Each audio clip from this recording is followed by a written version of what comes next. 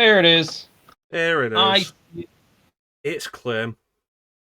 It's Mecha. We're live. Oh, I good. forgot to tell Clim that I was going to press the button. It's okay. We're here.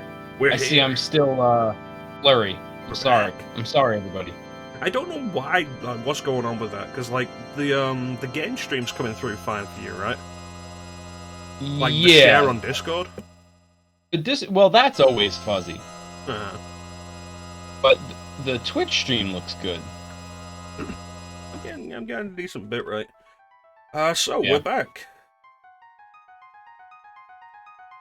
We're back. We're back.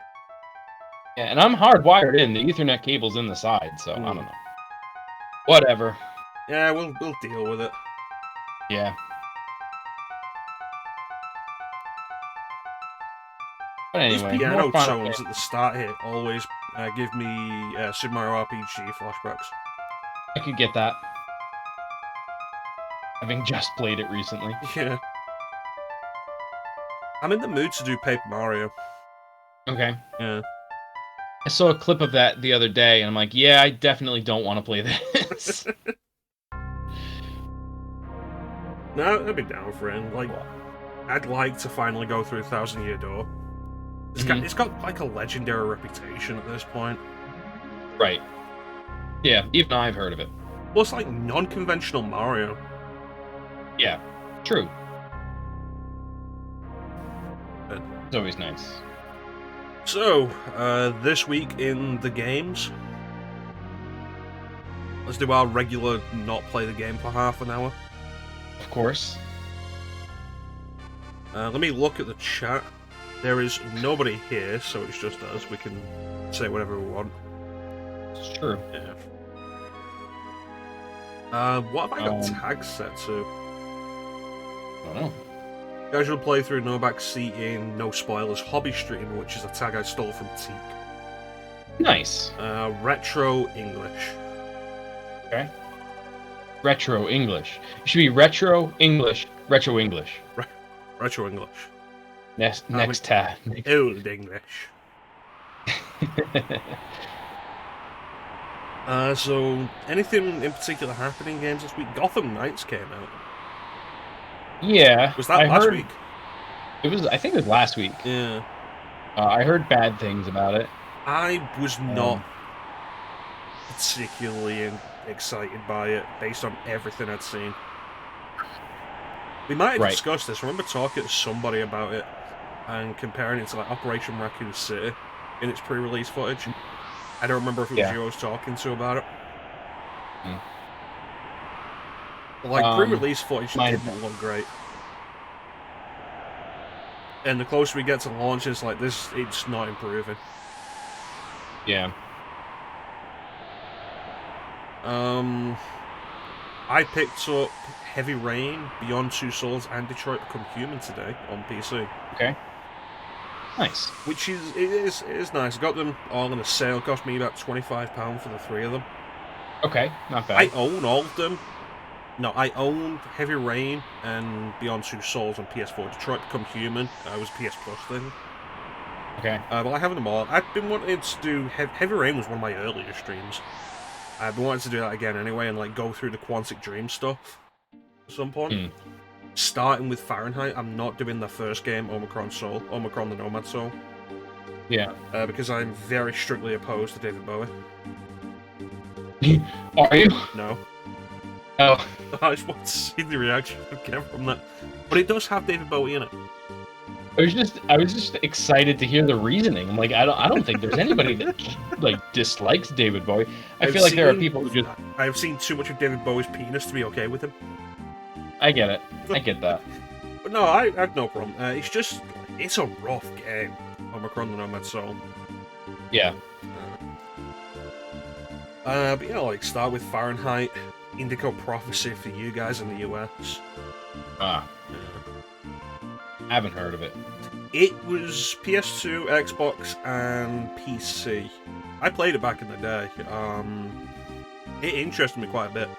The idea is, like, you just murder a man in a bathroom, and you have no idea why, and similar murders are happening across New York City. Okay. And like, oh, the whole movie thing. It was at a time when that kind of idea was interesting and new. So like, I've played it. It's not aged well. Yeah. So I want to do those at some point. I'll have to rotate them into the schedule. Okay. And I've never done Beyond Two Souls or Detroit Become Human, so those would be first playthroughs. I look forward to like the same thing we had with Until Dawn of like getting everybody to the end and then everybody dies. Yes. Like that was honestly kind of irritating when I was doing Until Dawn.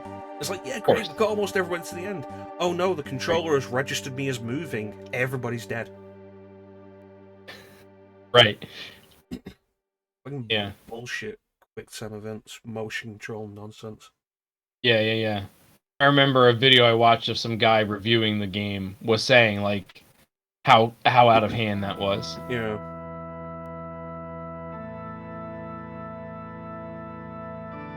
But yeah, Gotham Knights doesn't look great. It's not doing great from what I've heard. Yeah. Yeah, I've heard that too. Overwatch 2 appears to not be doing very well. Yeah, somebody said it wasn't that great. I don't remember who was talking about it. Maybe Crow. Maybe Gelato Crow was talking about it. It seems to be Overwatch 1, but free to play. Okay. Which is nonsense, but you don't have the option of just playing Overwatch 1. They've completely shut it off, so you have to play Overwatch 2 now. Oh, and it's I got didn't know that. Battle Pass instead of loot boxes. You're supposed to be able to transfer over all the stuff from your Overwatch 1 save into Overwatch 2, which means you'd have all the characters unlocked that were in Overwatch 1. That's not been working. Of course. It seems to be not hitting as well as Overwatch 1. Mm-hmm. The problem they've been having with Overwatch 1 for a while was that it wasn't selling very well anymore, which I think was always going to be the case. It's like with the Wii. Like, the Wii sold really well early on, and then sold poorly later in its life, and it was like, I think that's because everybody has it. Like, you've had really high sales, and then those sales have kind of petered off and started decreasing. I think it's because everybody already has it. Right. And I think the same is very much true with Overwatch. But instead of doing what Valve did with Team Fortress, of like, everybody who would buy Team Fortress 2 has bought it, so let's make it free to play. Yeah. They're just like, no, we're going to replace it with a worse product.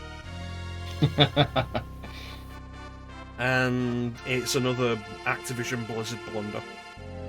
Okay. The Blizzard blunder. Good band name.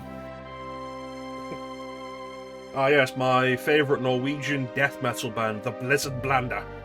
Right, exactly, yeah. Are you ready to rock? Yes. Scandinavian is just like so good for metal bands. Yeah. Like my favorite subgenre of metal is like symphonic metal. I love melodies. Okay. I love Yeah. very recognizable melodies in these things, and like Finland has so many really good ones. Yes.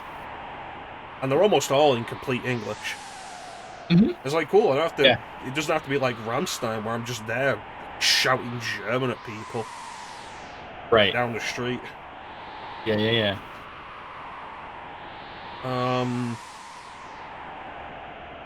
Sonic Frontiers comes out next week. Oh yeah, somebody said that. Yeah, Mia mentioned it earlier. I was like, shit, stuff is coming out, and I've not been paying attention to release dates. So Sonic Frontiers comes out. When you want to go to the opera, but also want pyrotechnics and bass, feeling about this fair.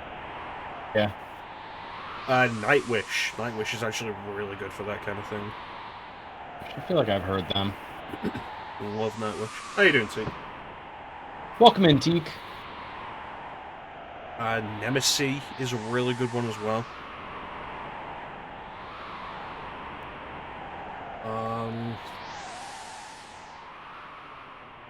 There's some good ones.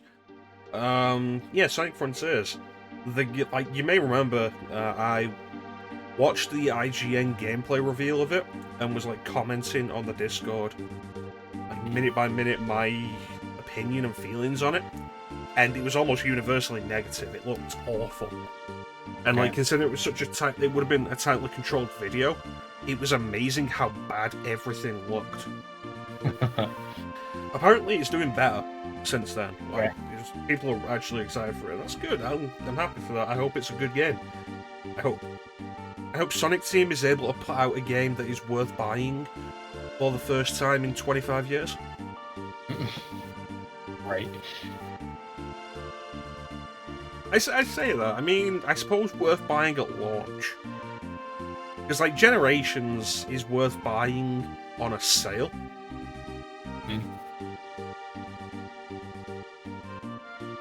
That's kind of it.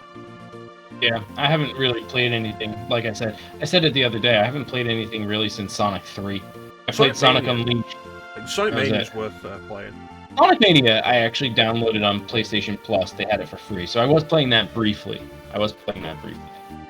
It's like you saw me do the 2D Sonic games during the Sonic Marathon. I think it's pretty clear at this point I'm not super into them. But I like Sonic Mania. Sonic Mania is really good. Yeah. There are bits of it I don't like. I don't think Sonic has ever had particularly good bosses. Okay. And Mania is kind of a step above, but still not great with bosses. The animation's fantastic. I love like that really detailed sprite animation. Yeah. The other game Mia mentioned earlier that's coming out this week is Tactics Ogre Reborn. Yeah. I remember you mentioning Tactics Ogre. Yeah, I've been wanting to do stuff like that for a while. Like, with Kudelka, it was like, okay, I'm gonna cheat, but as an apology for cheating to get through this, I'll play a tactics game. And it came down to Final Fantasy Tactics and Tactics Ogre Let Us Cling Together. And in the end, I chose Final Fantasy Tactics. Right. I might go back and change that at some point, I don't know. I don't remember where on the schedule it is. It'll probably be Tactics, like Final Fantasy Tactics now. Right. I haven't played it, so I don't know. I've been wanting to play it. Like I say, the story considerations sound interesting. There are religious and political wars in... Right. It's not a concept you see often in gaming. And not one that you see played straight. Usually it's like, oh yeah, no, it's just a giant space monster manipulating everybody. Oh. Of course. That's true. Yeah. Too often, RPGs have giant space monsters behind everything. You're not wrong. Yeah. They did it in Final Fantasy IV.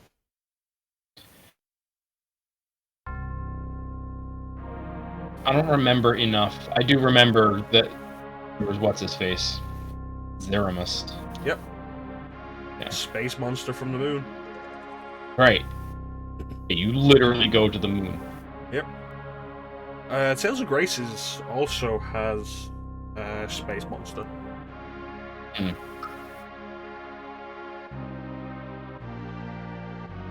Haven't played it, haven't heard of it. You not heard of the Tales games? You played Tales of Arise, didn't you? Oh, yeah. I didn't realize it was of the same thing. Yeah, Tales of. Well, something else could be Tales of something, right?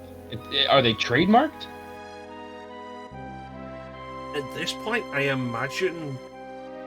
Probably. Yeah, you're probably right. Yeah.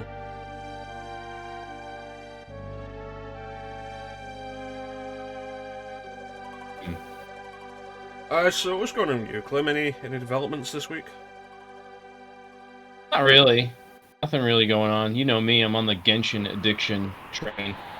And when I'm not playing that, I'm playing Final Fantasy VII on stream. So, not a whole lot of gaming news. I'm getting ready for the bowling season. Real life stuff. Yeah. Boring stuff. Yeah, I hate real life stuff. Yeah. I watched Romo play Silent Hill 2. He finished up yesterday. He was playing like a remastered version. Oh, the like what was it? PC? Enhanced. Yes, yeah, that's it. I remember him mentioning it. Yeah, and then he started the DLC, with what's her face, Maria there, which was pretty cool. But I then fell asleep. Remember when that stuff wasn't called DLC? It was just like scenarios. Right. Like in right. RE4 It was with separate ways. Like, it was an extra scenario added in a later release. Right. It was a sub-scenario, I think it was called. I think we were Yes. calling it DLC, but it wasn't even DLC. Born from a Wish. Yeah. Yes. Yep. I did that. I did that on the stream because I played cool. the director's cut when I did that. Oh, okay. Yeah, I found it to be pointless. Yeah, I could see that. I think that's why I ended up falling asleep. I was watching it and like, I don't really care about this anymore. So I went into bed, and then I just shortly after fell to sleep. Yeah. I already, like, I don't care a whole lot about Silent Hill to begin with. I tried playing it. I didn't like playing it. I liked the idea of it. Yeah. But it's sort of like, what did I play that I hated? Oh, Resident Evil 7. Fine game, good game to watch somebody play that knows what they're doing, but it's not a fun game to play. It doesn't play well. I can agree with that. Yeah.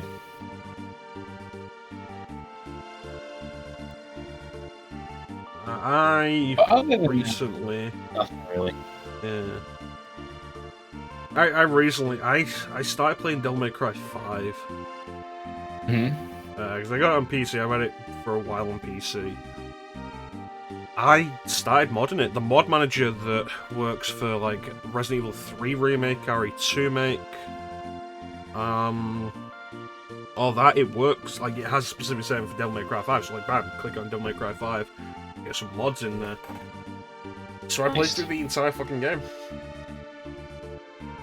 It's a good game. It's a lot of fun, like, it still holds up. I was thinking as I was playing, like, is this the best of them? It's like, I think 3 might still be better. Yeah. The only thing that holds it back from me is the multiple characters. That's like fair. Them, but I don't like being forced to use a character in certain levels or for certain things. I don't like playing Yeah, he was fun, but he was too much. And you know, like your familiar would be off in the distance, and you'd have to control them and input the directions the correct way to get the right moves. Yeah. And it was very difficult to wrap your head around that from a spatial standpoint. That was the problem I had with V. I got better at it during this playthrough. I feel like I did fairly well with it. But I feel like it's a concept that was done better in Astral Chain. Oh, okay. I never played that. It's a Switch exclusive Platinum game, which is based almost entirely around you fighting with a familiar. And you control both yourself and the familiar, but the difference there is you will also do combat. You won't just hang back like V does. Right. If you got a Switch, I recommend picking it up. It's a fantastic game. I played through it twice. It's not short, so like the fact that I've played through it twice is a testament to its quality. I'm debating doing it again for stream. Yeah. It's one of those games that's included in the History of Stylish Action Redemption. Okay. Yeah. But yeah, like playing through it.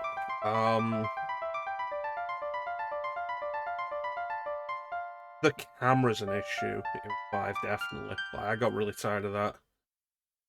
The environments, it has some of the least interesting environmental designs in the series, I think.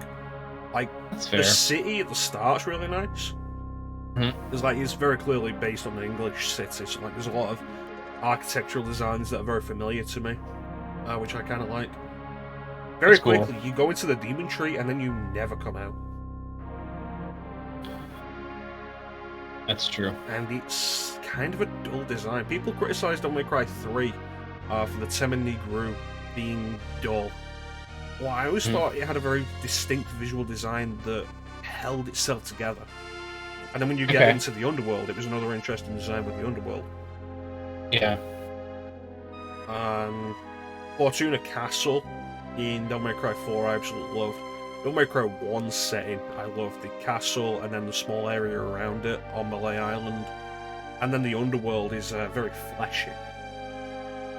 And I thought it was an interesting interpretation. Devil May Cry 2, with a lot of its more grounded contemporary settings, I still think is visually, conceptually more interesting.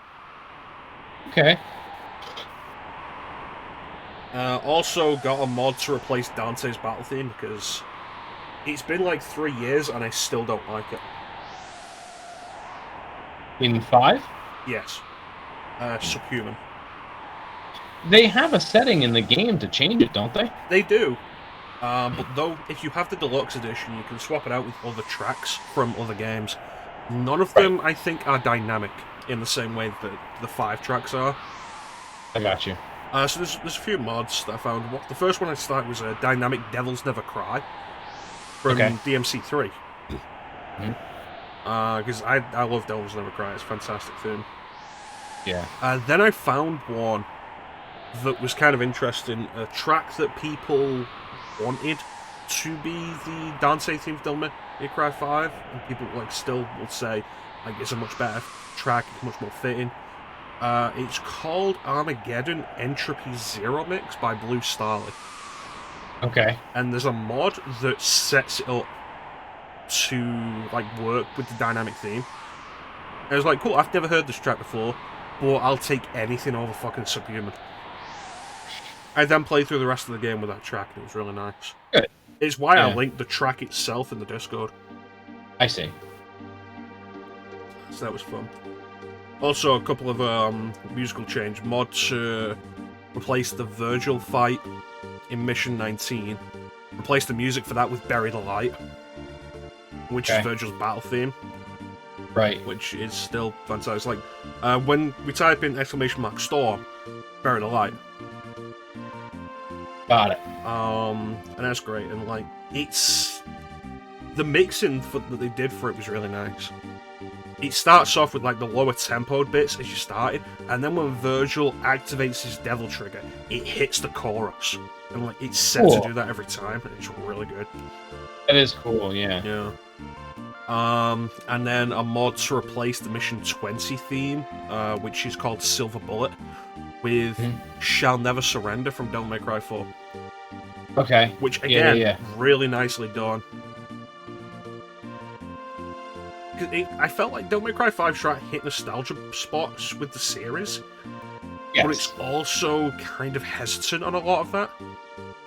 I feel like diving a little more into the nostalgia there is a really nice thing. I'll stream Devil May Cry 5 at some point. I need to do the full series anyway. Right. I could style that right now. I did 3 and 4.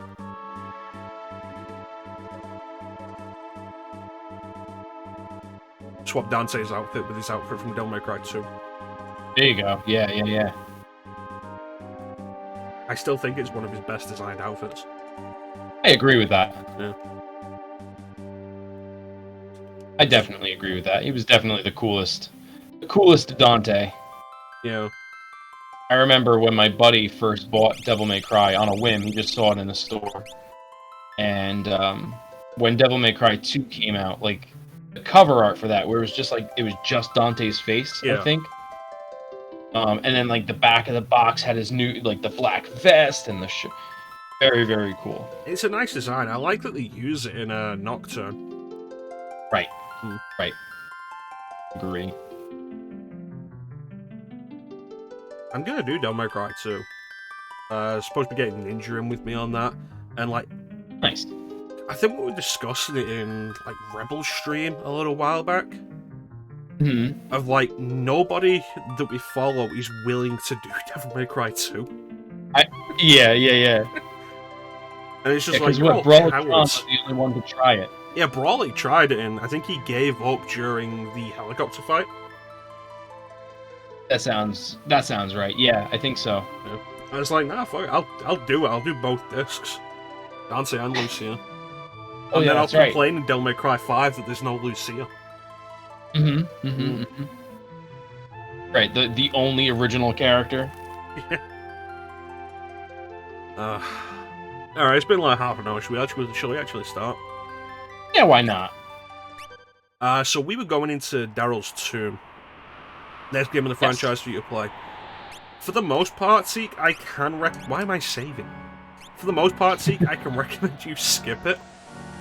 But like, I'm absolutely gonna do Devil May Cry 2 on stream.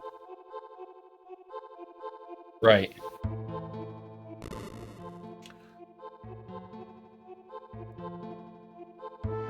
Anything lurking down here.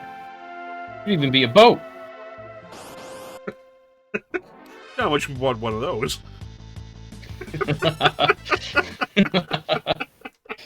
Uh-oh. Oh, did you pause it? Oh, god damn it, zombie.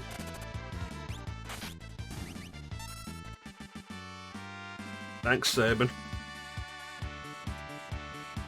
Do I have a Revivify?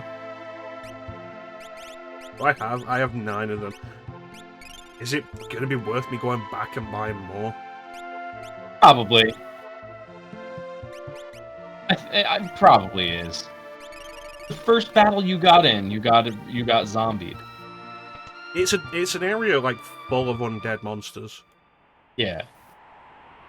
Would it be worth putting on something that protects against it? I don't entirely know if there is. We'll check, but like, I'm not entirely sure if there is. Yeah. But with them being mostly undead, fire dance should be pretty good. Yeah. My camera's getting blurry again. I'm gonna hate this thing. I'm thinking about getting a new camera also. I mean, my camera is just a webcam like that I bought for Zoom meetings for school. No. It's just something that clips onto the monitor, you know? But it's such a better camera than the one that's installed in my computer. Yeah, they generally tend to be. Like, it's not a hard bar to pass. Yeah. Which is crazy. Yeah.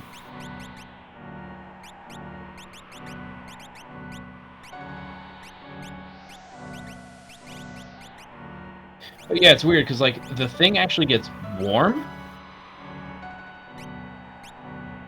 So, like, I don't know what's actually running in there that makes it warm. Yeah, it's plugged in, but Jesus. But, I mean, the picture's clear. Like, I know it doesn't show it now, but in my view, in your stream. Yeah. Right? Yeah. So that's why it frustrates me that when we have this Discord call, it's not as clear. You know what we should have tried? I should have made mention of it. We should have tried the. Well, do you have access to it? That guest star thing that Twitch is rolling out? I haven't set it up, and I'm not entirely convinced of it. Yeah, I'm not either. It's like consider consider the built-in shout-outs that Twitch has set up now, and how they just don't seem like they're as good as regular shout-outs. Yeah, I will say that when I clicked through it, the setup looked very much like it does in Discord. And it's interesting because anyone with a Twitch account can jump into your stream. You would just do it on the side, click the copy URL, and add that as a browser source in your OBS. I think that's the same thing Teak showed me a little while back, actually. Okay. That yeah. I can't remember about. Right. But again, then it's like, how do you account for the delay? It should be enough. Doing the what? Yeah, that. Yeah. I said what in the book. I said what in the book. I said what in the book. I said what in the book. Excellent. Well done. The poop that took a pee.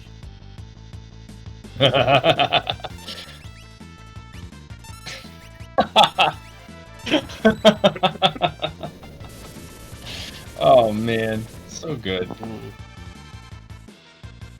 Have you considered streaming any of the South Park stuff?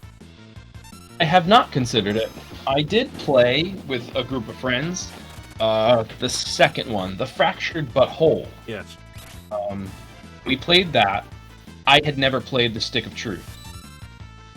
That was me taking my pants off. We went to then play the Stick of Truth after the Fractured But Whole. And it was so slow relative to the second game. Yeah. We just didn't stick with it. I played Stick of Truth and I played Fractured But Whole later. Stick of Truth was good. I enjoyed it. The battle system was a little easy. There was I think of like the damage over time effects ended up being like the big killers for enemies. Okay. Like I'd just regularly have weapons that would do bleed or I can't remember what they call it, like bath or whatever, the poison status effect. And like, oh yeah, my attacks are hitting for like almost nothing. But then the damage over times are doing like ridiculous damage. Right. Like, it was a fun enough game. I found it pretty funny. When I eventually got to playing the Fractured But Whole, I thought the gameplay was better, but I didn't think it was as funny. Okay, I get that. I'm not sure if that's just because I'm not as into South Park anymore, or if it just wasn't as funny. Yeah, I don't think I remember laughing a whole lot playing that game. There were some fights that I found like challenging. Yeah, Fractured But Whole is definitely like trickier than Stick of Truth. Yeah, His battle system's pretty interesting. He's got a big grid-based battle system. Yeah. Not like Kudelka. I'd say like an expanded field compared to like Radiant Historia. Okay.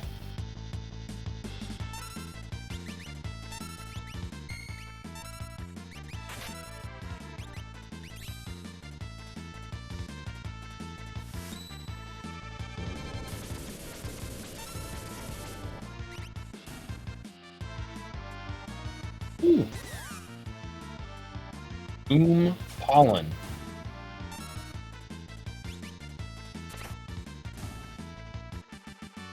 So what does zombie do? Make you berserk?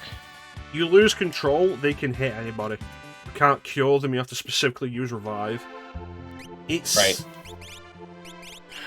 more awkward than frustrating most of the time. Yeah. When we get to Kefka's Tower, it's going to be a real pain, because Goddess uses an attack that guarantees hitting it. Okay. It's fucking irritating. And check if we had any relics that deal with it.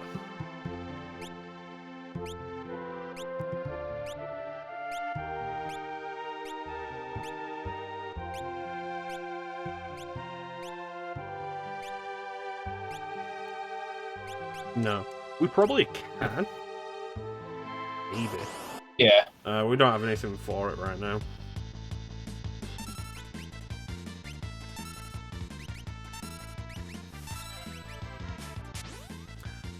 What we were talking about, Seek, the Discord, the Twitch guest star thing, and how the way Clim was describing it sounded like that ninja thing that you were telling me about a little while back.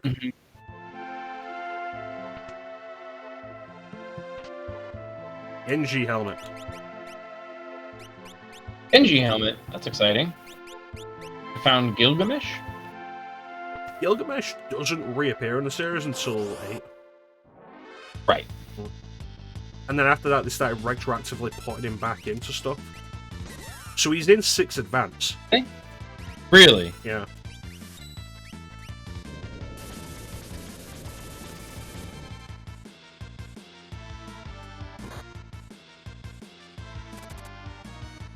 See there. Setsu just attacked Edgar.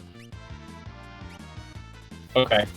But he also took damage and didn't die, even though his health is at 0. Right. Because he's set at 0, yeah. So zombie is... I always found zombie to be an interesting status effect, because if you leave it, it might not hurt you because you're already dead. Like your team will be hurt, but you also have the potential of not hurting your team. So it's interesting. Nothing appropriate. What about inappropriate? Yeah, right. I said what in the butt.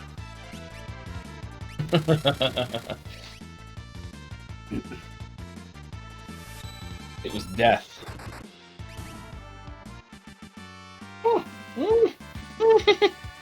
Did you just spill drink all over yourself? No. What happened was, the glass is condensating, and I tuck my foot under my leg, you know, when I sit, which is why you see me do this half the time. Most of the time it's flipping my legs so that one is underneath. And I don't have socks on. And so that cold condensation dripped onto my foot. It was unpleasant. Sorry. So what are you drinking today, Clim? So I made an old-fashioned with, actually, funny enough, another celebrity spirit. It's Proper 12. It's an Irish whiskey made by Conor McGregor. It's actually really good. For the price, it's just astonishing. And you know, I have an old-fashioned mix, but an old-fashioned's easy enough. You use simple syrup. That's it. But I topped it off with Grand Marnier to give it a little bit more orange kick. A little bit of the zest. Yeah. Yeah. So I didn't have the ingredients to make a Clim Tiago. That requires fig vodka. I don't even remember how you're supposed to make Clim Tiago. The Clim Tiago is I've made it fig vodka. It was initially supposed to just be vodka, but what I had on hand was fig vodka, and it works. Fig vodka, rum. Oh shit. The rum. It's a Mad Oscar. Mad Oscar, of course. Okay. Yeah, so fig vodka, but like half an ounce, you know? And then like a full ounce to 2 ounces of rum. The rum I used was a barrel-aged rum, so a dark rum or a barrel-aged rum. Oh. And then I topped it off lime juice and bitters to kind of balance out the fig vodka. It's very, very sweet. Yeah. And that alone was good. What I've started to do now is I top it off with tonic, which boosts the volume a little bit, cuts the amount of alcohol, because that's a lot of alcohol. Yeah. But it also balances the sweetness further. So, you know, vodka will work, but to get that sweetness back, you'd have to work something else into it, like a simple syrup. But fig vodka, barrel-aged or dark rum, lime juice, bitters, tonic. You know what's an underrated... Tonic specifically because it has quinine in it. Say what? No, go on. I was just saying tonic specifically because the quinine in it is what gives it that bitter, citrusy bitterness, rather than club soda, which is just carbonated water. Yeah. You know what's an underrated mixer? Tell me. Just lemonade. Fair point. $30. Oh shit. I like ginger beer. But huh? What's in the box? He's playing the boss theme. Got it. You are getting the music, right? I am. Yeah. I just wasn't registering what you said.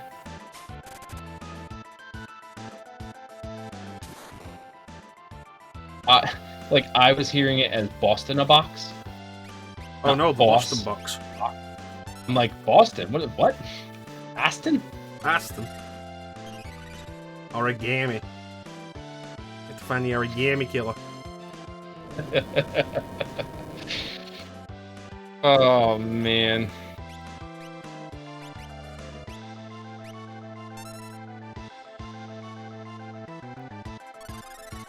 Is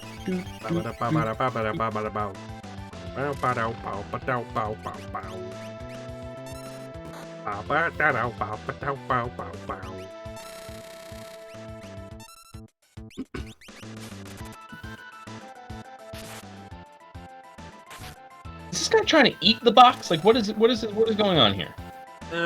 My thought is like kind of a mimic kind of thing. So there, you see Sabin was healed? I did. Gaia gear. Gaia gear? Yeah. I'm thinking a mimic kind of thing. Okay.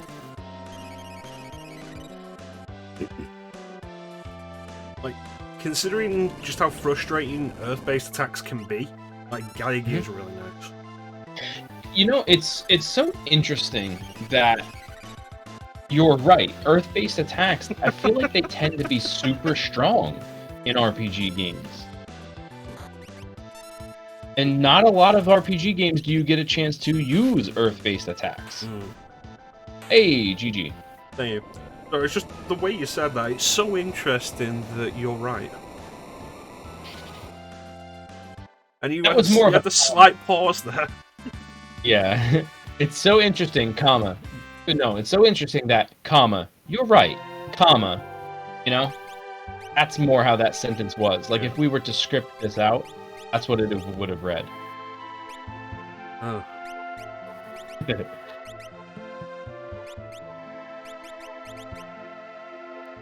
Alright, I'm gonna use a towel. Hold on. Where is it? It's all the way over here. I'm gonna wipe this glass. Because the thing is, it's 70 degrees here today. November. It's not supposed to be warm.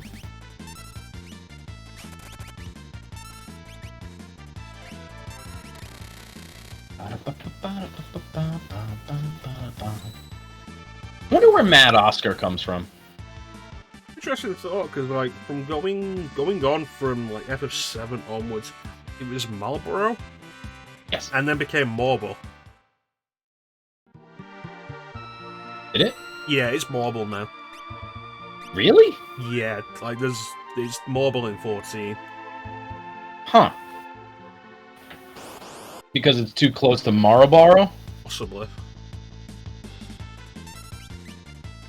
It could be though that was always just a mistranslation anyway. Well, Marlborough literally means bad mouth. Yeah. Which is weird that they specifically named a cigarette brand like that. Well, that has an R in it. Still close enough. You're right. You're absolutely right. But yes. Yeah. I don't know. Freaking marbles in FF14. Right nightmare. There's one area in Gridania near Hawke Manor that's just loaded with them. And like they've still got bad breath. And it's an AoE now. And like its range is huge. Yeah. And it hits you for like 10 status effects. But the way Essunan works in 14, the way Essunan works in 14, every time you cast it, it removes one negative effect. Ugh. I hate that. She sleeps here? She's not dead? Oh, I guess not, because the whole zombie thing. Oh god! It's that thing from Final Fantasy IX. Oh my god. Oh wait, no it's not. That was just a charity. Fucker, I'm not level, question mark. Well done. I don't remember if this thing's considered undead, because it just cast Holy.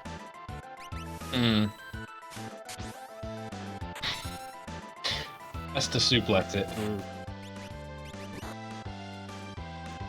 Go back from whence you came. Into the ground.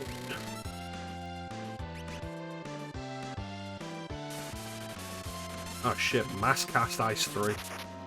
Ugh. That's a cool looking spell, though.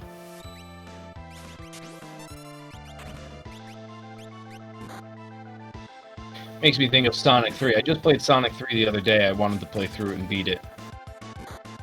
And so I did. Oh god, Setzer, no!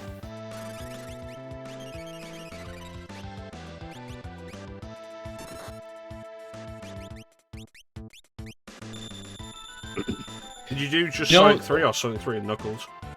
I did just Sonic 3. Yeah. Sonic 3 and Knuckles is a time sink. Is it? Well, it's like twice the game. Okay, yeah. I remember... Now, Sonic 3 and Knuckles is different than Sonic and Knuckles, right?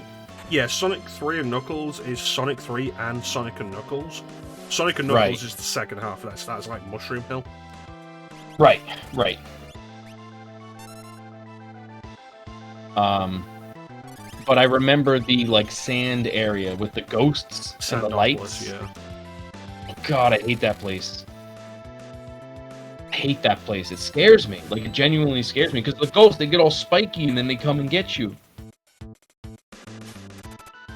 Spooky. Clim's least favorite Marvel hero is Daredevil.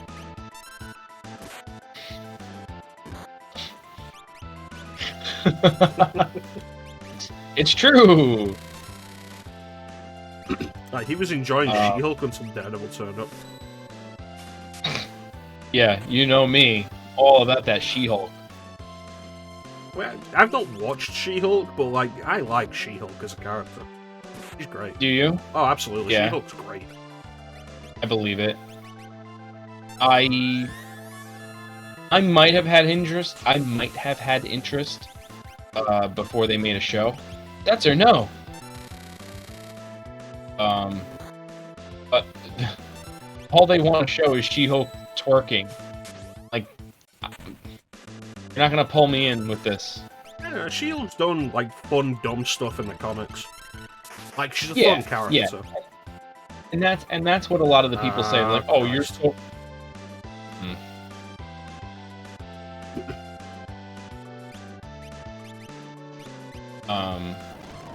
People will argue a situation and be like, oh, you know, you're so worried about She-Hulk. Oh, God, that sucks.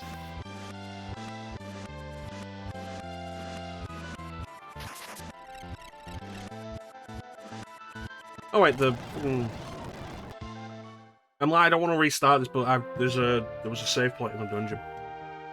Yeah. Oh, yeah, but carry on. You know, because people will say like, oh, you know, what is the world coming to when you know something like this is happening? And they're like, well, like, here's what the comics were like in the whenever the comics were out, you know. Mm-hmm. And I'm not one to be like, oh well, you know, this is too smutty for my, you know. No, I don't care. I just think it's stupid. If it's entertaining, then I think these things are allowed to be a little stupid. Like, you'd probably be down for it if it was Deadpool. And, like, I think these characters are allowed to be a little silly. Yeah. The way I see it, and I think it's getting better because we're getting more used to it, but I still believe that a lot of this content is being made to kind of say, like, hey, look at us, we're doing something fresh and progressive. Yeah.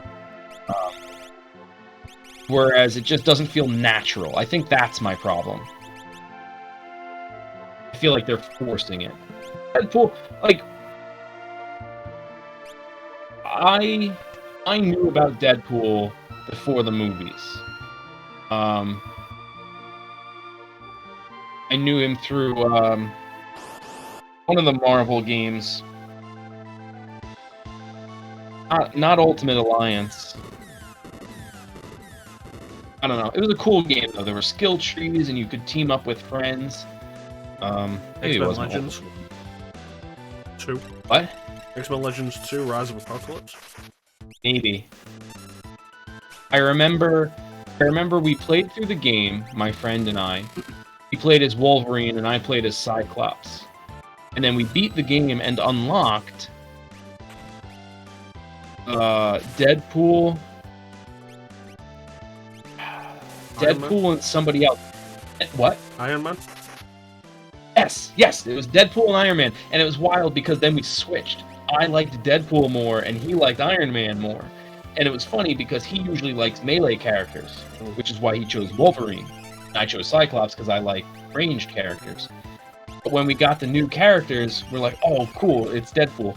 Anyway, one of my favorite lines from that game is Deadpool, he gets hurt. He's like, everybody, shield me with your bodies.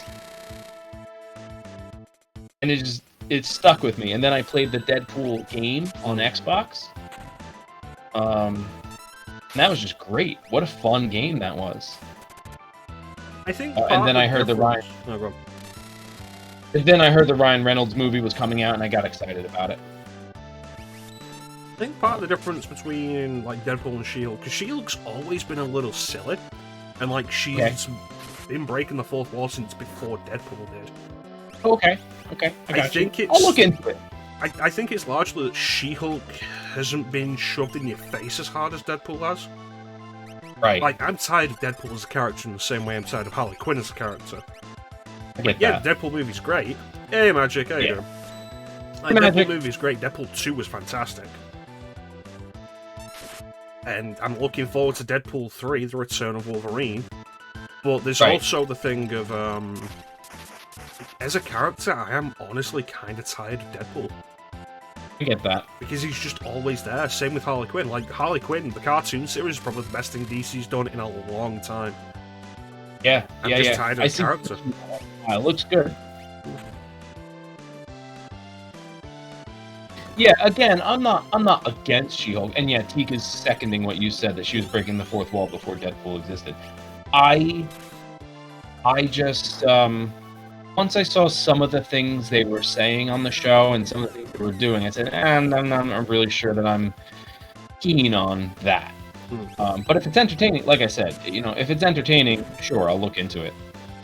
Well, I've not watched it. I'm not going to watch it because I'm tired of Marvel as it is with all of this. I don't watch series anymore to begin with. And, like, I'm not going to watch a series for a single character like this. I did it for Obi-Wan because it was a limited series and that was going to be it. Like, there wasn't going to be a season 2. It was going to be 6 episodes, it'd be done. So I did it for that. Cool. Yeah. And I'm not doing it again. Like, I watched The Mandalorian. First 2 seasons. It was like great. It was actually pretty good. I'm not going to watch season 3. Yeah. Because I don't want to sit down and commit to like another 10 episodes. Right. Yeah, I watched season 1. I enjoyed it. The first 3 episodes or so, I wasn't thrilled with it. And then we continued to watch it, my friend and I. And we started to enjoy it, which was good. And then I just never watched the second season.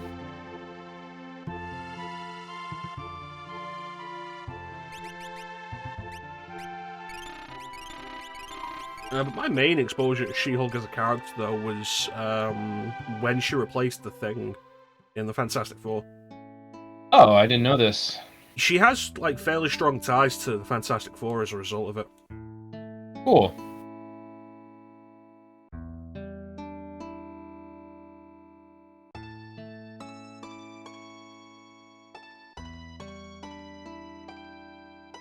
The real bad ends up being bad, right? Got it. I think that's probably a problem with, like, a lot of the Marvel stuff. I've heard that a lot of it hasn't been great. And the general consensus has been, it would have been better if they'd done it as movies rather than dragged it out as full seasons. Right.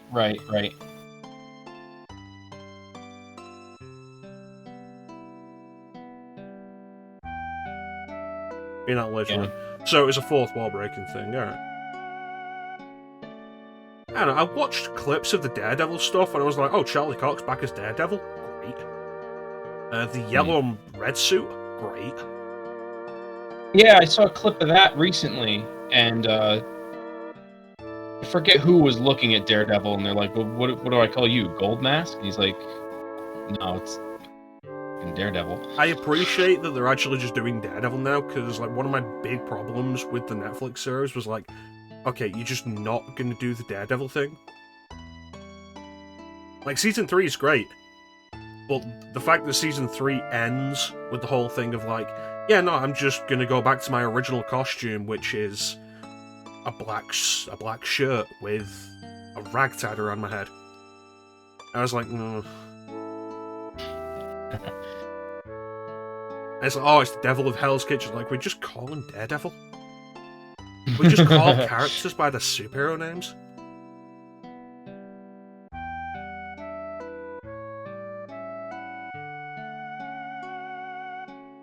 That sounds very She-Hulk. I can approve of that. That's actually pretty funny. I can approve of that if it's done well, which sounds like it sounds difficult to do. Like that, not be cringe.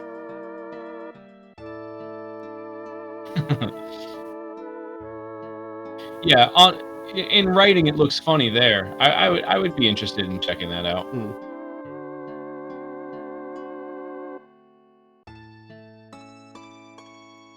So we found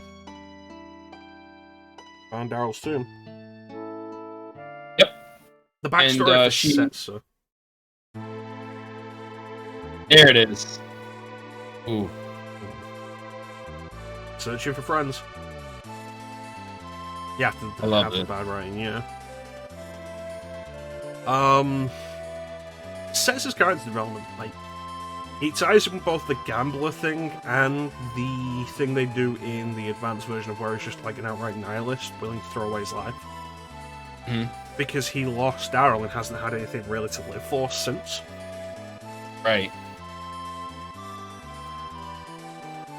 There it is, the Falcon. Cool.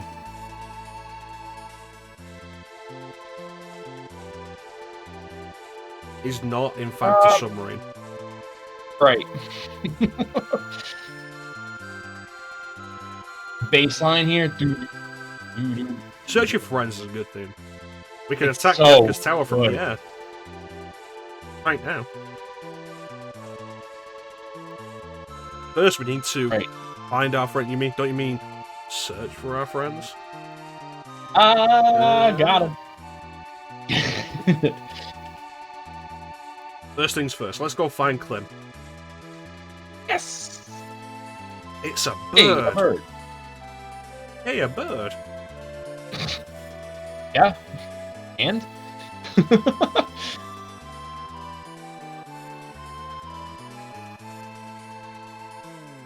Alright, the bird is leading us to our destiny, I guess. Magic, follow that bird. Why? But why?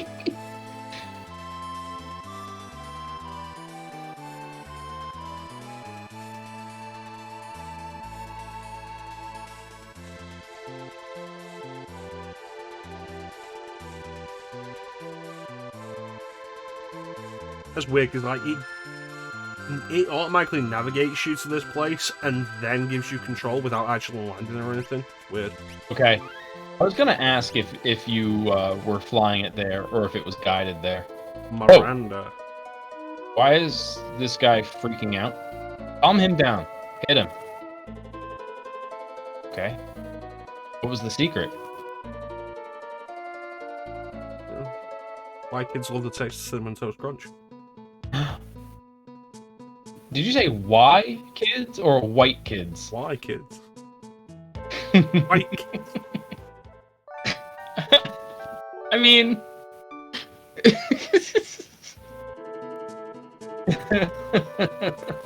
You never know, man. I like Cinnamon Toast Crunch. To the right of the treasure chest. Cool, okay. I will apply that to every treasure chest I see then, I guess. And fucking what? Right.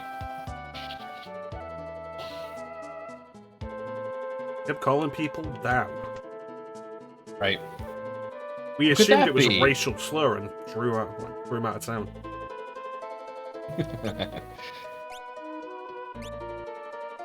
So I have a question. If we didn't wait for Shadow, would he still appear on our list here or no? I don't know if he'd appear on the list, but he'd never come back. Gotcha. I think probably. Mm-hmm. But, like, we'd never get him back. Gotcha.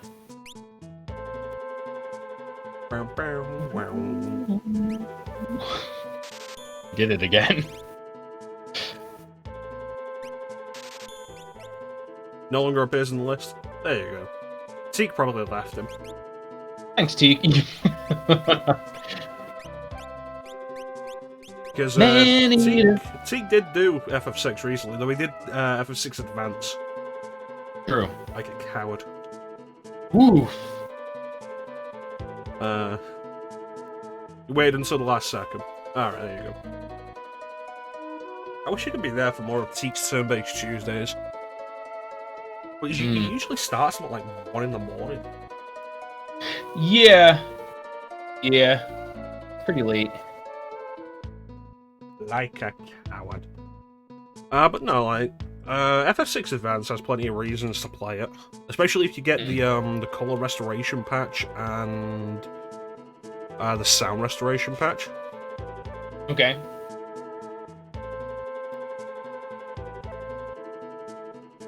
This is where Nash is.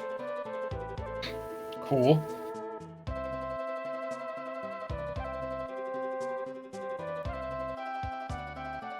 This is where the Velt is.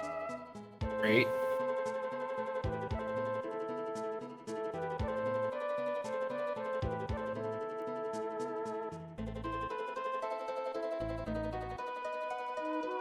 This is where Doma Castle is.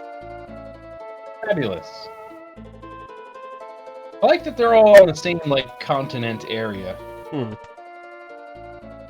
Well, Nash is still in the north.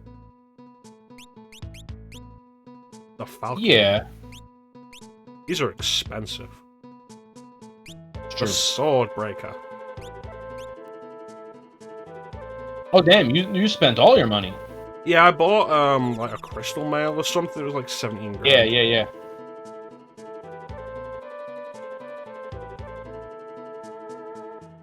You say after the first treasure? Yeah. We're not climbing that tower until after we get Mog. Okay. Is there a reason for that? Yes. Oh, good. My boyfriend in Mobley sent me these flowers, and definitely not an old man.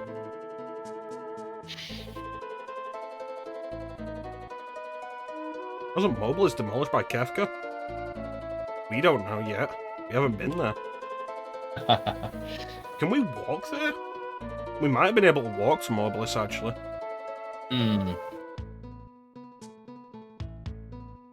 We're still busy trying to rebuild this town. If all goes well, I'll be able to come and see you soon. I might be a bit thinner than you remember. This looks like Teak's handwriting. At what point did you get the opportunity to see his handwriting? Right, yeah.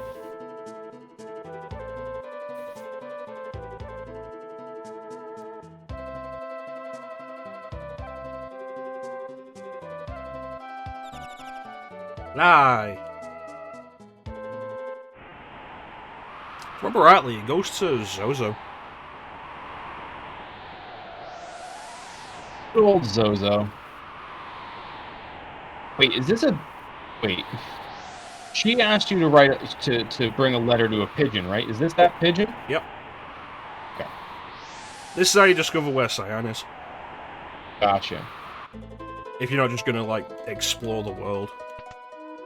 Yeah.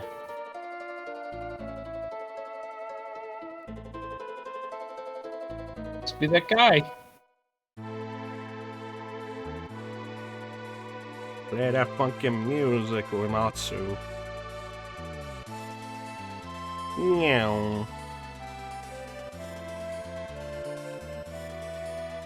Okay, so. You were here. Follow the land along. Yeah, because you cross the bridge here, and then you can walk all the way around to Mobilis. Oh, okay. You absolutely fucking shouldn't, because that's a lot of distance. Like, look at this.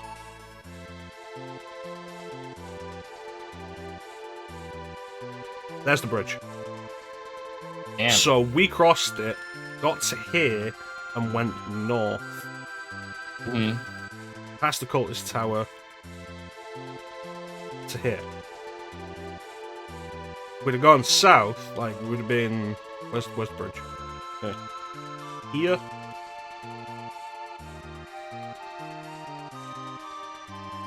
All that way. For what? Ah.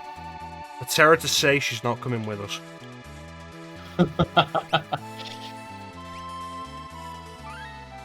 Guess it pays to know what you're doing.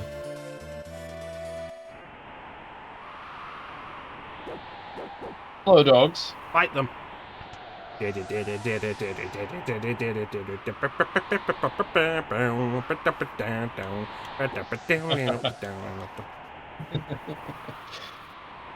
this is like the only town that's actually been destroyed.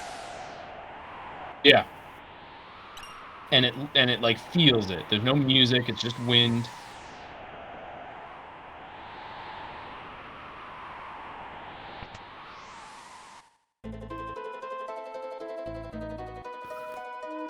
Okay. I'll fight a bunch of kids.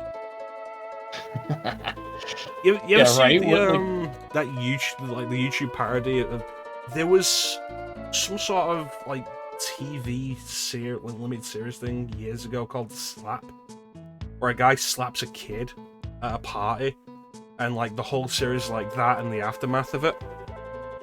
And there was a YouTube parody of it which was funny. A guy slaps a kid at a party, and then somebody comes up to say like, "What you slapping?" And he slaps that person, and he just ends up slapping everybody who comes up to him. Yeah. And it's like that's what this should be. Well, you're gonna have to fight your way in it, chumps. Okay, bam. Right. How dare you? Who the hell do you think you are? Wait, it's too late. I'm already beating the shit out of this child.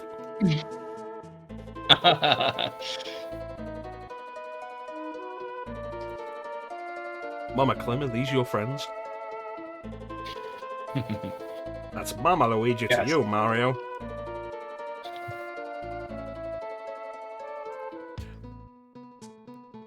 I've missed you. I missed you enough that I never bothered to look for you. Clim, come on, let's go. Come on! Unless we stop Kefka, all's lost. Nah.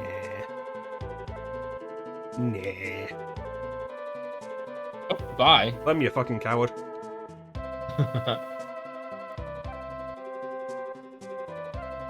Wayne and Catherine are the oldest ones here. But, like, it's established they're teenagers. Everyone here calls Clim Mama. Fair. I want to just, like, crop this out, put it in the Discord. And just change your Discord name to Mama. Mama, yeah. That's alright. Somebody yesterday called me Clim Kardashian. I can't believe it's taken that long for that to happen. That's good, I like that. Yeah, I'm pretty sure it was Steve. It was Steve Stass. I could believe that. Yeah. I don't remember how it happened, but it happened.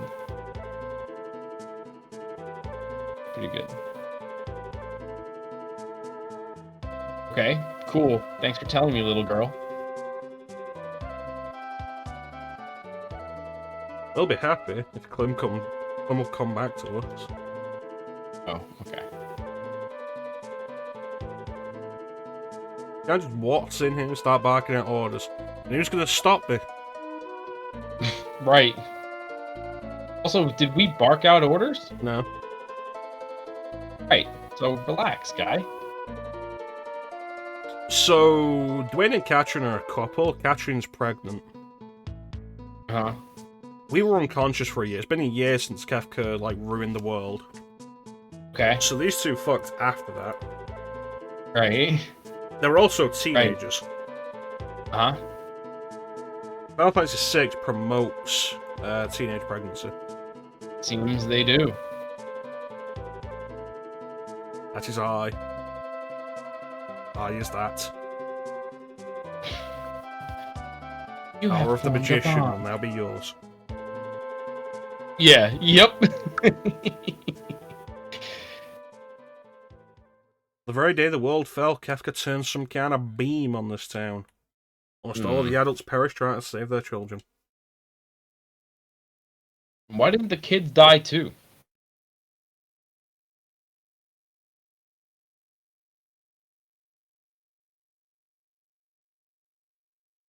Then there's way, protect the kids with your bodies.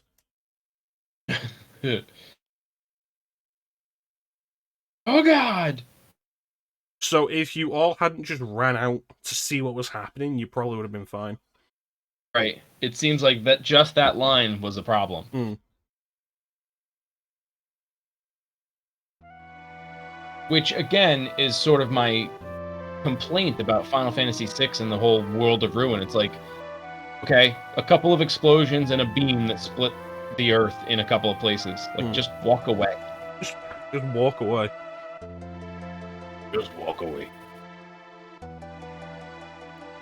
It's like outrunning the rolling thing. You know, in movies, it's like everybody runs in a straight line trying to outrun the thing. Just go like this. Move to the side. Zigzag. Literally anything. But what if we ran over there? Right. It'd be crazy.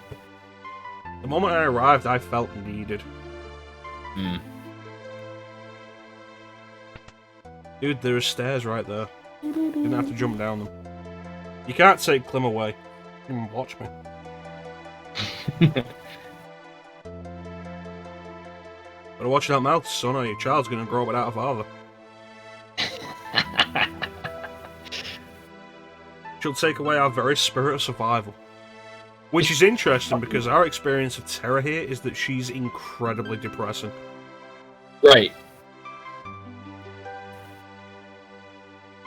She gives us hope because she's more depressed than the rest of us. I don't know why these kids need me. It's actually a good question. Why do these kids need it? What do you provide for them they don't already have for themselves? Right. Do you give them food? Right. You don't have a job. Yeah. They made me feel things I've never felt before. Feel uncomfortable. I need an adult. I am an adult. The moment I sensed this, I lost my will to fight. Which is weird because it should have bolstered your will to fight. To protect what you love.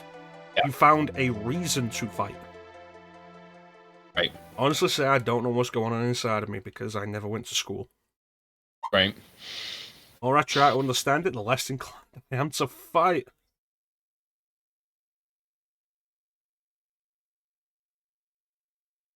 Fucking YouTube on my phone.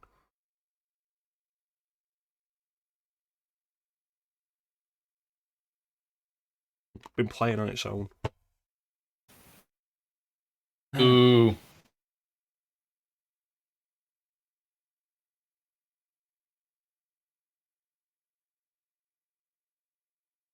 Did the music stop? Yep. A weird place for it to stop. Well, anyway. Bye. Bye. Let me just set a small fire outside this house to get you all out. Fun baba! Sounds like fun. I want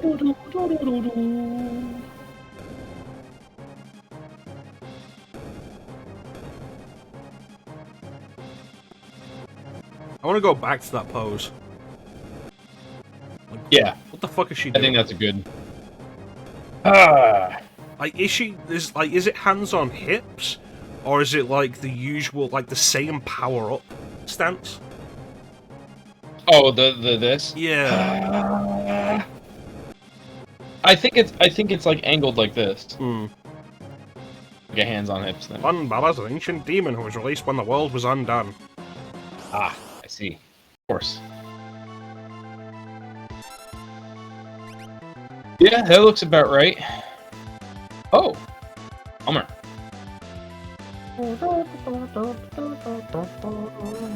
Solarplex. Kind of makes me think of the Violator from Spawn. Yes, I could see that. Played by John Leguizamo in the movie. Right. People criticize John Leguizamo as the Violator. But, like, if you read the comics, like, he is spot on as the Violator. He's absolutely fucking perfect. Huh. Like, it's really good. Mm. Yeah, I didn't know anything about the comics, but I did remember enjoying that movie. I was entertained by that movie. I think it's not as bad as people will make out, except the climax when they go to hell. And the entire thing is really bad CG. Yeah. That's fair. Don't worry, Clim. I'll take care of this. Alright, let's go.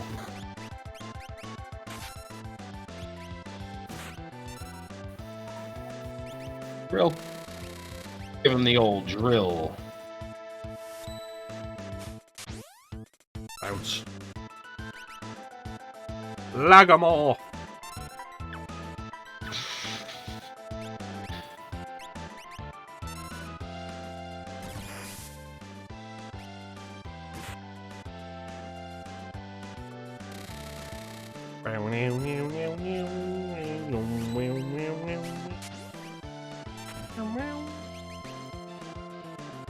That's right, bitch. You son of a bitch.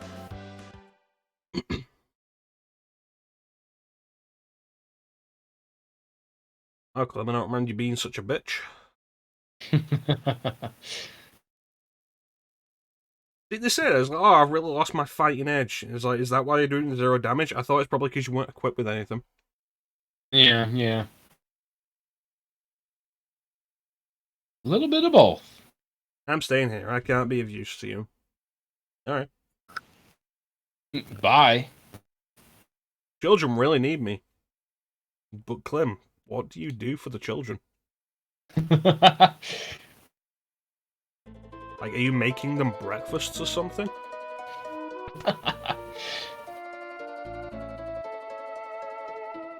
Henry. Okay. Thanks. Was there a reason you had to speed up to us? You couldn't just walk up to us like a human? Yeah. Oh, good.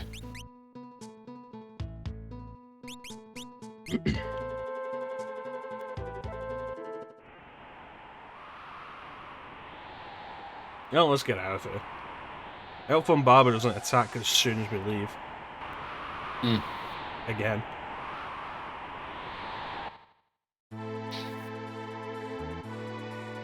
Probably worth making a point of, like, now, it's worth saving before you get into the airship every time. Yeah. No. Let's go to Zozo. Okay. I'm in. I'm in for that music. We've arrived at Zozo. Oh, you can land in dirt? How nice. I'm feeling like you're kind of salty about FF7 right now. Yes. Yes, I am. Well, nothing here seems to have changed.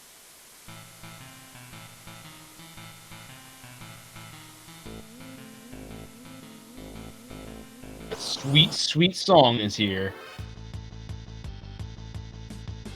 Gobbledygook.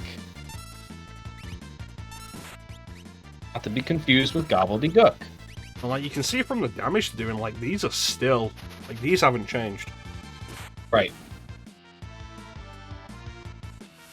Yep, appears to be the same area. Which is kind of lazy. I mean, it's still better than 15's World of Ruin. Is it? Yes. Why? Because you actually get to see something. 15's World of Ruin, the problem with it is they never do anything with it. To be fair, there's nothing really in 15 to begin with. There's a world there. There's a world there. But is there really anywhere to go? Yeah, like there's several towns and such. Yeah. But like the only thing you get to see in World of Ruin is like the fishing town. And then the gas station. And then you go to like the main city that you don't get to see in the start. Right. I guess I mean, I get what you're saying. I feel like they're both equally lackluster. I think like one thing that makes this better is seeing the effects the whole thing has had on the characters, and we have time to take it all in. In 15, it's just like, okay, we get to the gas station. Oh, hey, all of your friends are here. Let's have one last camp and then go and do the final dungeon. It's like, cool. Right. What was the point of any of this? Yeah, I guess it's pretty abruptly done. I still felt more from that than I do from any of this, though. I feel like you're biased. I am biased, but like at the same time, I didn't like it. So that's less of a bias and more that like I didn't feel any attachment to these characters really. I felt good about Celis. I felt good about Terra. No, I feel like you're forgiving FF15 for a lot just because you don't like 6. I just felt more connected to that group in 15. Because it was just them. And I would hear the little banter in the car. I would do all the side quests and listen to all their banter during the side quests and things like that. And I just felt like, you know, with everything that happened to Ignis after the big fight and Noctis like being whatever he was locked away in the crystal or something, for him to like what? It's like that's a lot of stuff to get into like during the 15 playthrough, and I'm just like, nah. But like the whole point that you're saying though is like you like that there's more focus on the characters there, which I can give you that. Like we've mentioned in the past, FF6's its large character roster is something of a problem. Yeah. But I can get where you're coming from with that. I Yeah. just think But the I also world get your itself in FF15's World of Ruin is ultimately pointless and underutilized. And it's like, why is that a thing? Yeah. Whereas I at get least that. FF6 does something with it. Yeah. I guess because it's like eternal darkness now, and like the daemons are everywhere. I feel like that is powerful in a way that is different than this. Like you're driving around to get to the gas station, walking around. You don't even have the car, right? You do a little bit of walking, and then someone picks you up in the car. That's right. Well, in any case, and then you're driving by, and like all the monsters are arising from the ground, so it's like it's imposing to me. Like you know, they don't do anything like that in any other game. So like I'm not pulling from other games, but it's like I don't know. It made me feel like oh my god. And then like the music is different, and then you do get to the campfire, right? And all that nice jazzy goodness that was the campfire theme before is now all somber and sad. And like they're going into this fight like knowing that they're probably gonna die, sort of thing. It just felt real.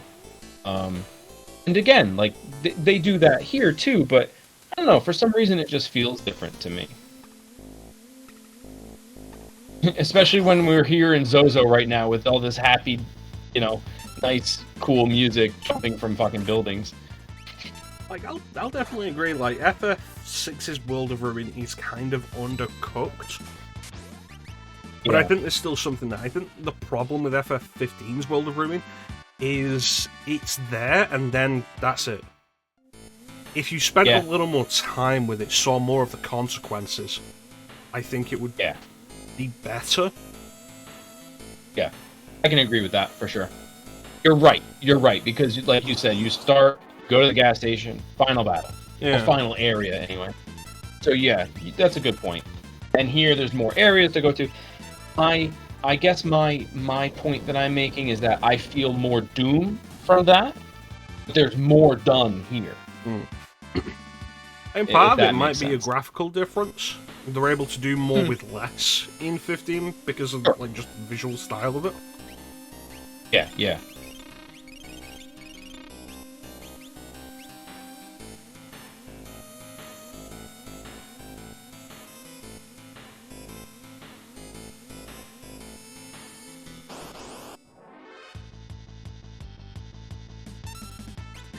ladies and yes.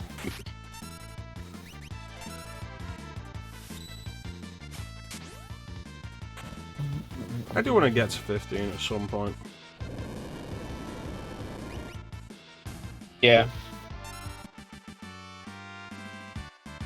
I liked like the first half of 15.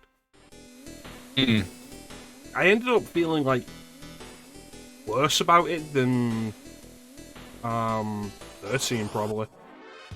Because I felt like 15 did have a lot going for it, and then after the Leviathan fight, it all just stops. Yeah.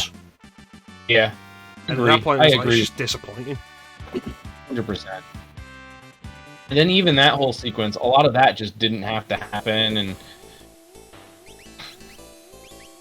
obvious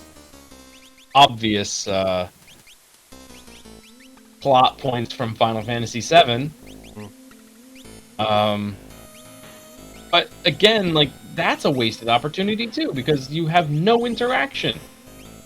Like, other than like a couple of words and what you're supposed to be. I'm very empathetic, so like I had feelings, but like the average person, you're gonna be like, why should I care? I have often seen that criticism in stuff like that. Yeah.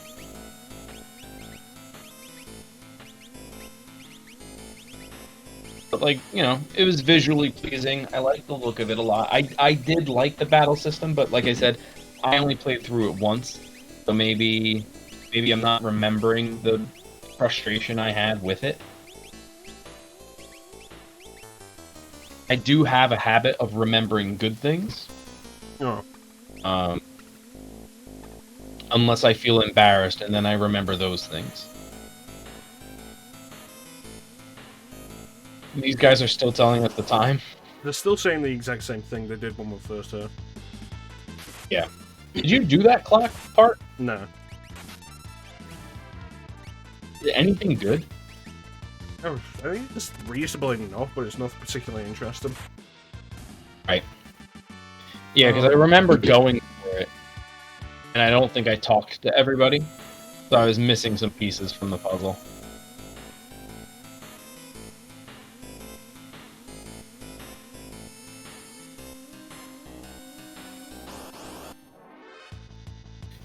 So many fights.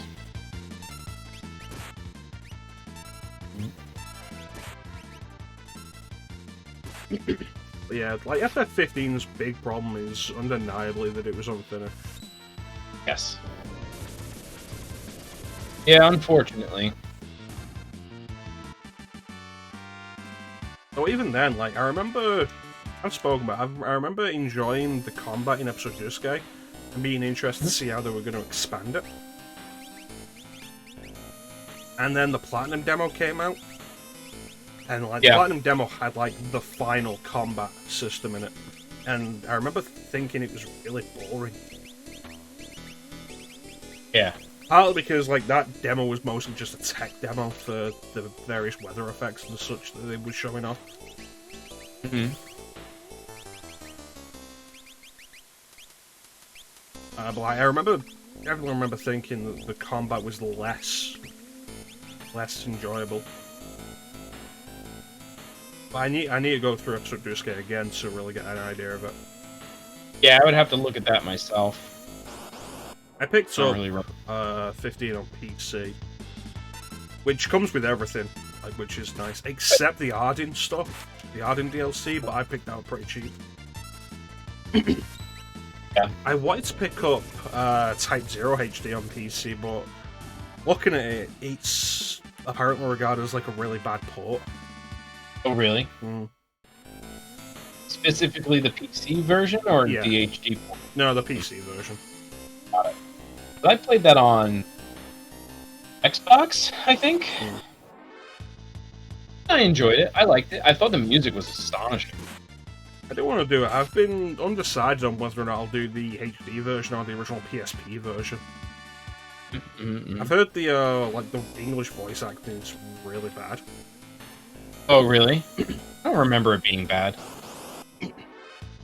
It's like that'd be a point in favor of the PSP version. Like, there's also the visuals would be more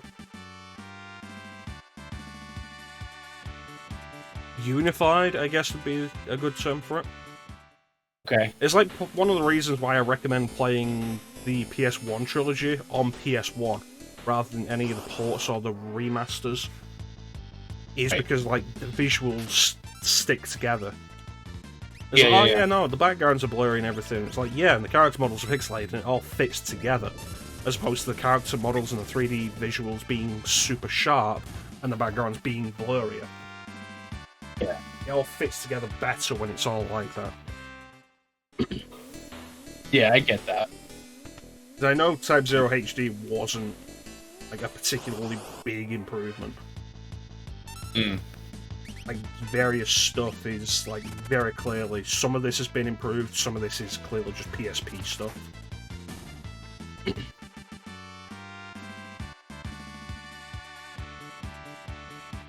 That's a decision for the future, though. Right.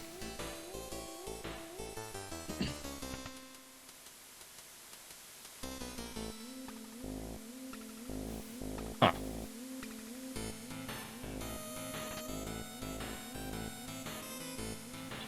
Well, someone's getting those. Oh. Maybe it's the guy with nothing.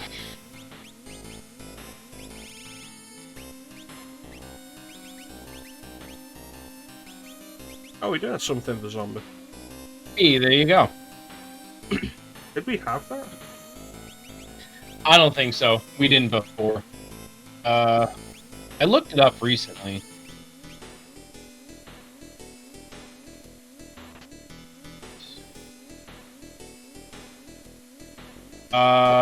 It was probably a drop. We just didn't catch it. Oh, because he has a different name. The Power Demon? Cloud Wraith. The skeleton man with the staff, and he was like barfing out smoke.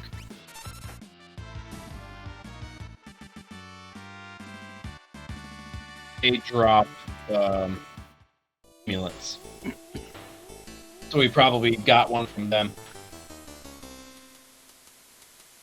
But you got out of there without too many issues with zombie. Yeah. That does not sound appealing to me, too. That's not appealing. XCOM with Autobots. That's just fine. If it doesn't have the 80s movie soundtrack, I don't really.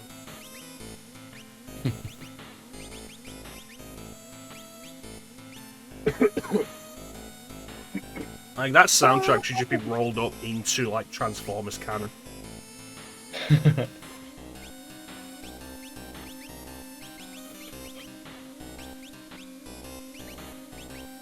It's, like, fantastic.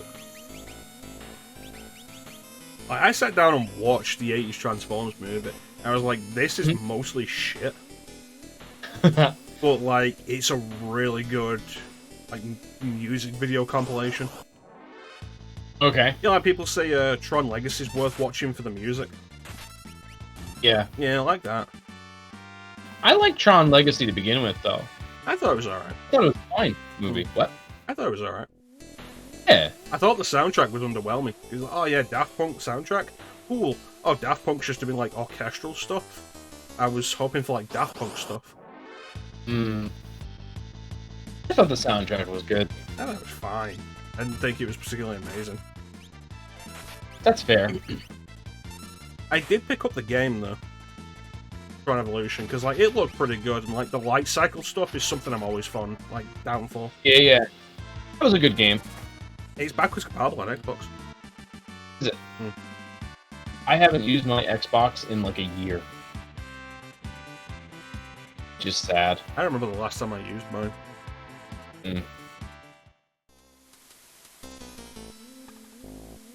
Dead Space, maybe? When I was streaming Dead Space?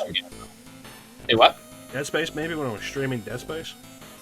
Oh, true. Is that even still running? Had it on loop in his car for a while. So it's like that that running joke in How I Met Your Mother. of them just having the one tape stuck in the tape deck in the car for years. It's funny.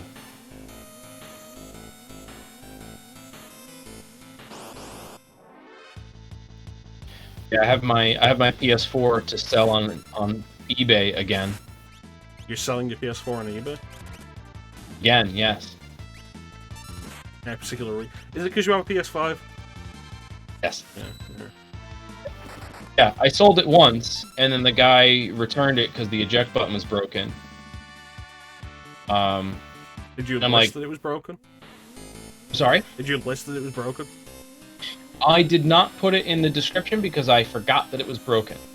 Because I have a brain and I can eject discs using the controller, which is what I told this buyer. When he wrote me and said, hey, no, he didn't write me. He just wanted a return saying that the eject button was broken. I said, I got you. The eject button doesn't work because there's a long-standing issue with PS4s. Mind you, it's an 8-year-old console, sir. That the eject button stops working, beeps, beep, beep, beep, and it will eject the disc. So it just, it got broken, if you know what I mean. Yeah, forgot. No, I did genuinely forget. So anyway, he never responds to me. I reach out to him again 2 days later, and I say, hey, listen, just reaching out. I want to, I would like to not have to deal with this. So I don't hear from him. eBay is like, just give him the return, go through with the process, we'll get your back. I said, okay. So I get the console back, I look at it, and I look at the back and the little stickers that cover the screws. Those stickers are gone. And so I contact eBay. I'm like, I don't know what this guy did. I don't know if he opened up the console. I can't guarantee that this is still fine. And so, as it turns out, they gave him the refund without having to have me refund him. And then that was it. I had the PS4, and it was dropped. That was September or August. So it's been sitting in a box. And so now I'm going to sell it again. This time I put it in the description, yeah. Like, if you cover yourself on the description, that's it. Yeah. What frustrated me the most is that I put into the thing no returns. But eBay has a money-back guarantee policy that overrides the no returns thing. And it's, I get it because it protects the buyer. But what about the seller? What's going to protect the seller from somebody just saying, no, it's defective, bye. And now I have to pay the shipping, So it is what it is. It is what it is. But this time I did say, I put in the thing, I said, hey, eject button doesn't work. It's a known issue with PS4 consoles. But hey, it won't eject while you're playing the game, so that's good. And you can use the controller to eject the disc.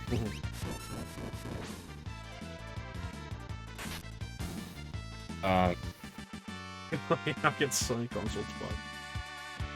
Well, the thing is, because I'm complaining because I'm entitled to complain because if that didn't go my way, which it might not have, that's still a problem. That's still a problem within the system. Even though it worked out in my case, it's still a problem. And that's not okay. So yeah, I am gonna complain. So I have Final Fantasy VII Remake and Spider-Man on Steam. Final Fantasy VII Remake's options are unbelievably basic and bare bones. Options? What do you mean? Visual options, PC options and such. Gotcha. There's almost nothing there. Crazy.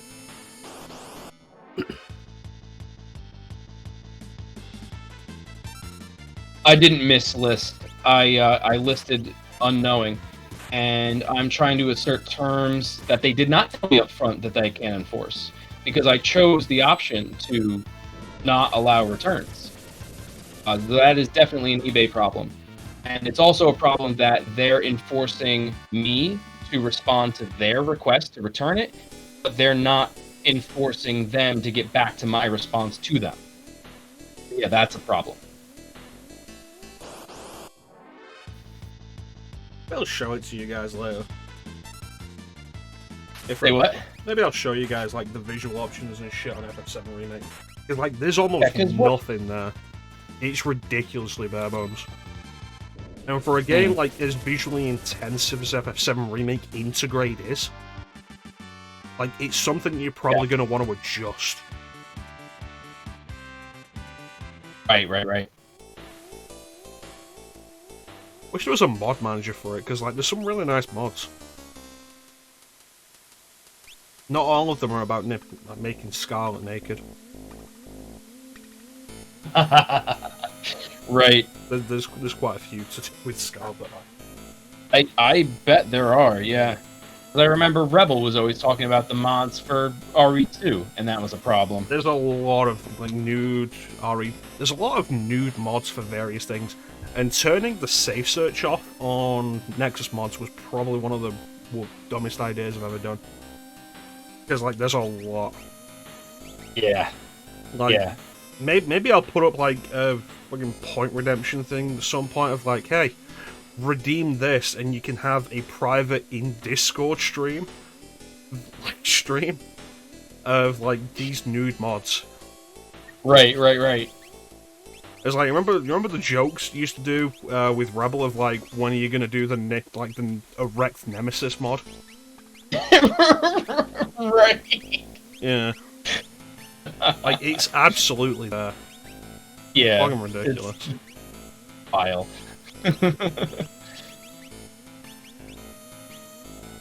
Oh man. As it is, I've got a pretty nice Get out of the fucking way, you prick. I've got a pretty nice Nemesis mod that I'm happy with. Yeah.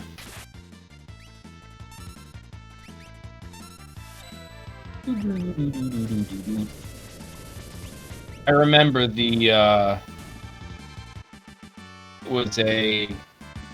the Umbrella Speedo from Mr. X? Yeah, that was I think like one of the first Mr. X mods I saw. I've had some trouble getting the RE2 make mods to work. Like specifically the costume mods for Claire. It's like, oh yeah, let's get Code Veronica Claire's design. Not working. Yeah. Claire's face, like classic Claire face, classic Claire hair, like they're working and stuff. I've been having real trouble getting Claire costumes to work.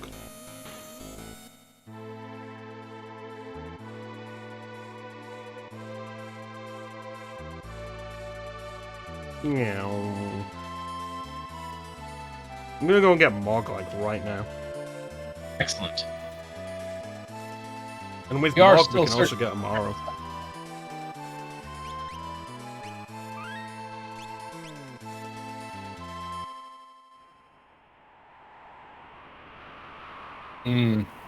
It's true. Well, that's the thing, see, I had the concern, so I just turned everything off and was like, okay, only mod active, Code Veronica costume, not working.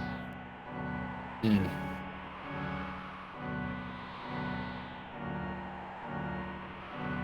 gonna have to come back here with Lock.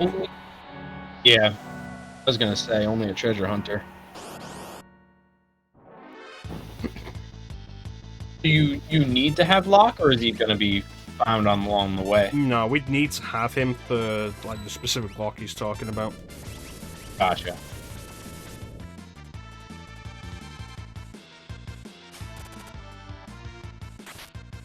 But like the RE3 make mods have like worked pretty fine. Devil May Cry 5 mods have worked fine.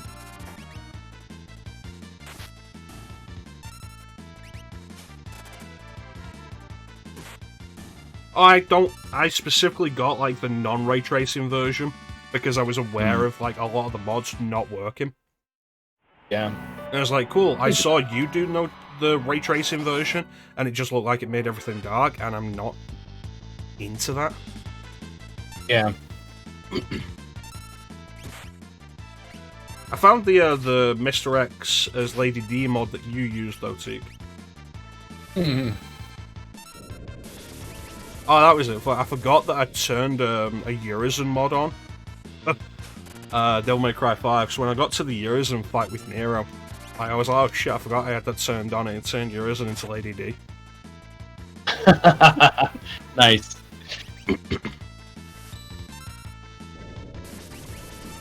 Doesn't even look as good with ray tracing, yeah. Like, the only time I've ever noticed ray tracing, I mentioned it previously, was like Doom Eternal. But I think that's because, like, I've played Doom Eternal a good bit on console. And then, like, I got Doom Eternal on PC and I was playing, I was like, let's turn this up to max and see how it works. Yeah. And I noticed the reflection of Doom Guy in a window. Cool. And that was it, and it's like, cool, this is probably not worth the power cost to see a reflection. Oh, never is. Like, dynamic reflections are a weird idea anyway, especially because, like, reflections have been something games have been able to pull off with simpler techniques for years. Yeah.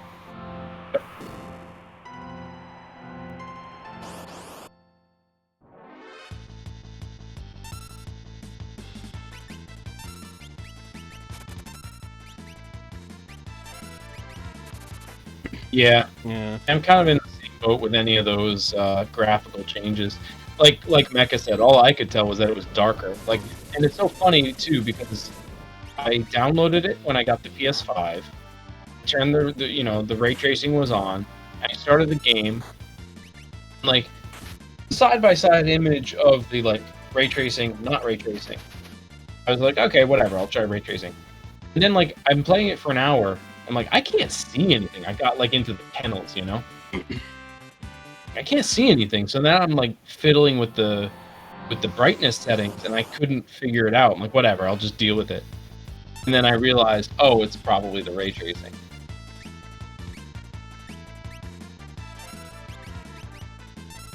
Go Bop.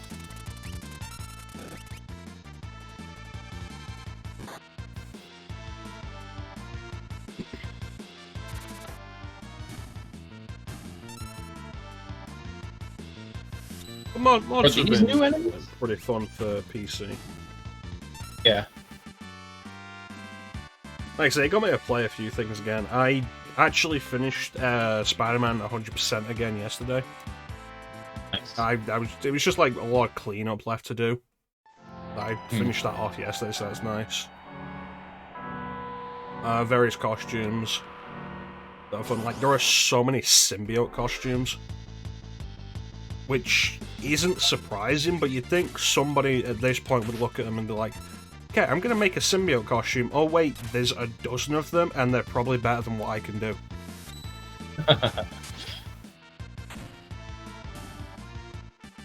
But like some of my favourites though, like Amazing Spider-Man 2 costume, which is like the only movie costume that's not represented. It's like they added the movie costumes to the PS4 version in like 3 updates. So they had the Tobey Maguire one, the Amazing Spider-Man 1, and then in the later updates they added... It launched with the Homecoming suit, and the homemade suit from Homecoming. And they added the 2 suits from Far From Home, the upgraded and the stealth suit. And I don't know when they added them, but like, I got the PC version and they had the suits from No Way Home. Except for the suit that he wears in the ending. But that was added in a mod. It's like those, like, that ending suit and the Amazing Spider-Man 2 suit are like the only suits that were not represented. Interesting. But like there's that, various symbiote suits, Spider-Gwen, which I'm pretty fond of. They got a really nice Spider-Girl costume, Mayday Parker, which I quite like. Silk. There's been a couple of Silk costumes. It's been really nice. Cool. There's lots of mods out there. There was an interesting thing of like people taking animations from the Miles Morales game. And like adding those to the game, like various animation tweaks and fixes and improvements, and adding more animations. And there's a weird thing of it like messing up the jaw. And like I actually got to see exactly what it's doing to the jaw because one of the mods I have is a Dark Souls skeleton. Okay. Yeah. So like, okay, I can see exactly what it's doing to the jaw. It's moving the jaw like back. Okay. And the fix for that is to essentially replace that jaw with a jaw that doesn't move. Okay. Because it's the whole thing of like the animated jaw when he's like talking, the mouth moving. And so to fix that, because that specifically happens when like the new animations are put in, it messes that up. So like the fix for that is to make a non-animated jaw. Okay.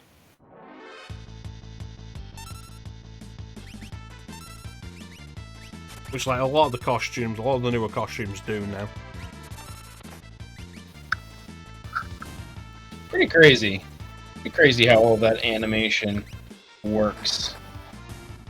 Video games are just weird with stuff like that. The way various effects and such will work.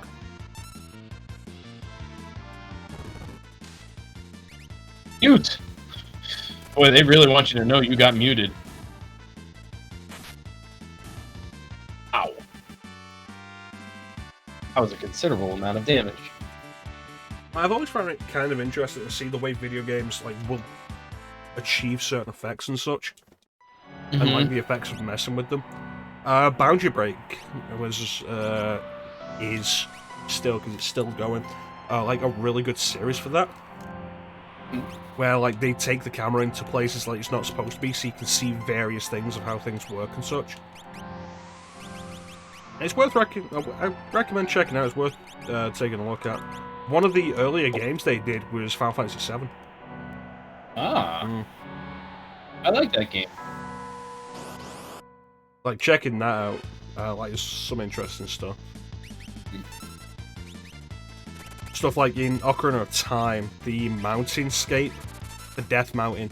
Like you've got the mountain picture, and then like those small bits in front of it. That's a separate layer that's programmed to always be on top of any image that it's in front of. Interesting. Okay.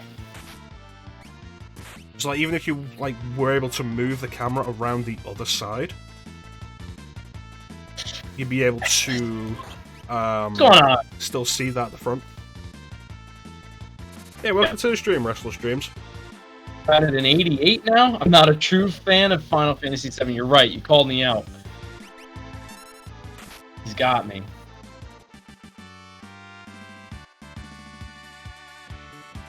Clever. Clever, clever man. How's it going? Say hi to my friend.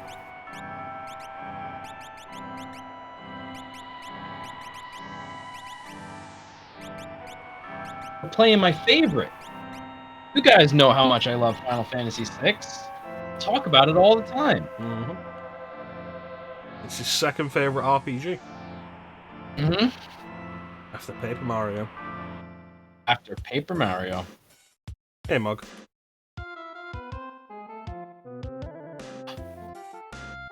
Not bad, just chilling, yeah.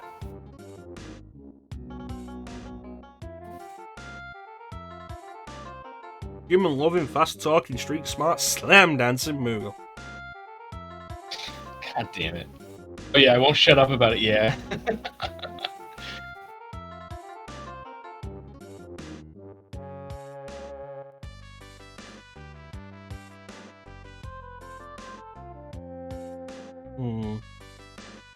Becca is contemplating what we name Mog.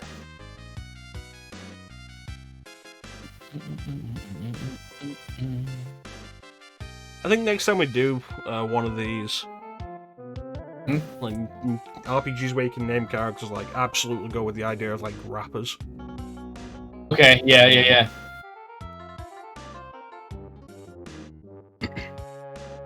Well, that's like when I did Final Fantasy X, I named all the Aeons after food chains. Okay, so like, it was Burger King. It was Hooters. When we did FF8, All the nameable stuff was named after South Park characters. Okay, yeah, like, I remember that. Renoa and all the GFs were named after South Park characters. Right. That was funny. 6 characters. D. Yeah, of course it's a 6 character limit. It's a Super Nintendo translation. I was hoping I'd be able to do Dinkelberg. Of course.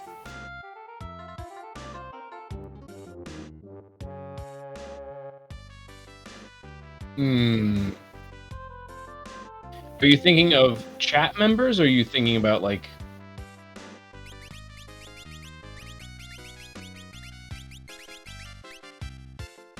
Perfect. Yeah, because I was like, okay, let me take a quick look. Okay, who's in my Discord visible? Who we haven't named after anybody? Oh, Chance. Right. Perfect. We haven't named anybody Chance yet. Right. That old psycho Ramu.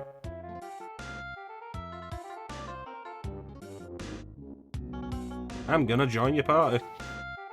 Are you? We could use some Sasquatch muscle.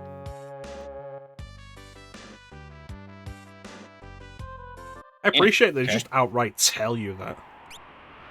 Yeah. Although it'd be nice if I had Mog in the party right now. It's like, great, now I have to see about, like, finding a save point to switch him out. You can switch at save points? No, I don't think you can now that I'm thinking about it. I have to leave Nash. Boy, I'm glad they changed that in the next game. Oh, God.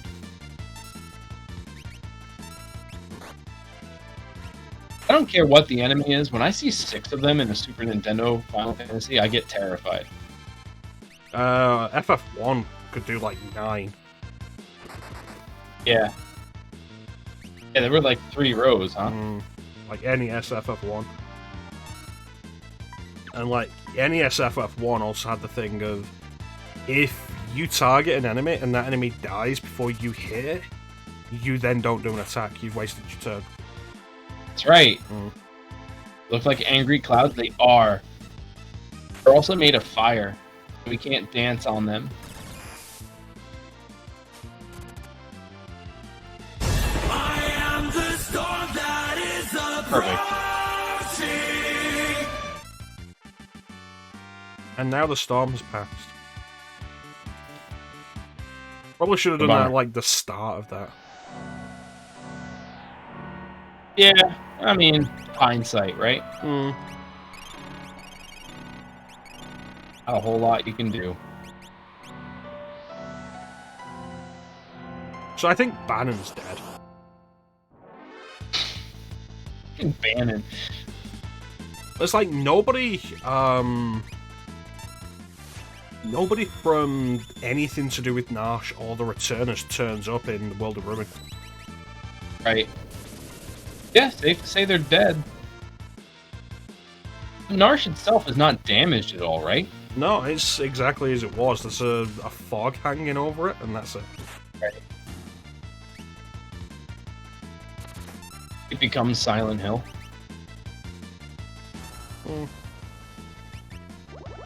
the movie, the ashes was like, the snow was supposed to be ashes from like the nearby mine that had caught on fire or something. Oh. A lot of people like to say that's the case in the game as well, but it's absolutely not. Right. It's something they made up for the movie. Gotcha. The reason it's snowing in Silent Hill 1, the game, is because it's fucking cold. It's a fair reason.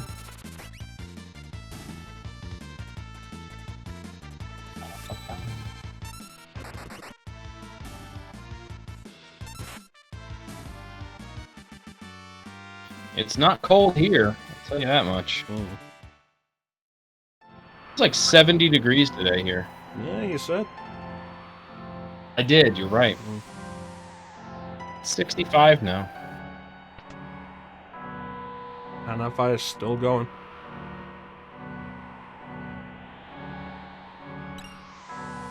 Hey, an elixir. Always check your clocks. Mastodon. Yeah, real nasty. Tyrannosaurus. Mastodon.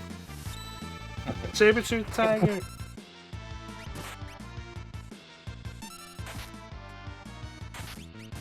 And the Red Ranger always said Tyrannosaurus like extra aggressive, didn't he? I think it was just like the one take that they reused all the goddamn time. Oh, sure. That's what I mean, though. Yeah. He really dived into that. I think the guy who played the Red Ranger got like really pissed later on that like the White Ranger became like the leader and the most popular character. Oh, really? Which like I could understand. Sure.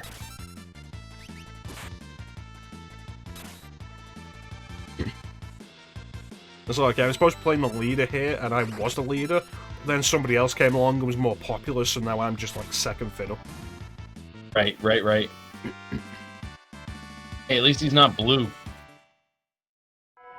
Or yellow. I'm gonna want you to explain why for both of those colours. Because, like, I have reasons why you wouldn't want to be either of those, but I want you to tell me why you think that's a bad thing. Okay. Because they're the most overlooked. They're the most and least popular, in my opinion. Right? Because you have the Red Ranger, who was always there. You have the Pink Ranger, who was the hot one. The Yellow Ranger was the only other girl, but you already had the hot one. Right? Blue Ranger, he was the nerdy one. He was the Donatello of the group, which is already like the unpopular one. I personally like Donatello the best, but I mean, come on. And of course you have the Green Ranger, who then became super popular. I mean, look at that gold vest, you know? Well, I'll get to that in a second, Restless. And then the Black Ranger, of course, the Black Ranger. Like, the cool one was Black Ranger. So, like, I don't know. I just feel like they're the least popular. So that's why I say you wouldn't want to be them. Yeah, I was watching the first half, Restless, and 14-10, I was feeling pretty good, and then we started the stream here, and I was checking my fantasy score, because I'm in first place in my fantasy league right now. And then my brother, I saw it on the window, and he's like, "Hey, you know, the Jets somehow did it." I'm like, "Ugh." So, not pleased. The Jets, oh my god, they're so bad. They don't deserve to win. I don't know how they do it. I really don't. Anyway, Mecha. That's all. That's all for the Clim cast. Well, the reason I say, like, with the blue is because the actor was gay. And the crew relentlessly bullied him to the point where he left the show specifically because of that.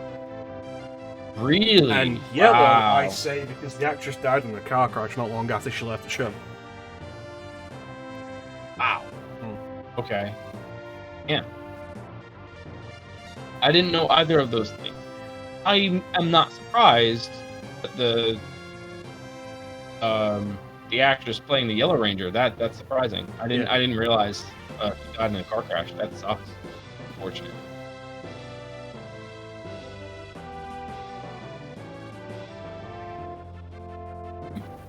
Alright, so we've got Mog in the party now. Ew. Dragoon Who's the boots. last?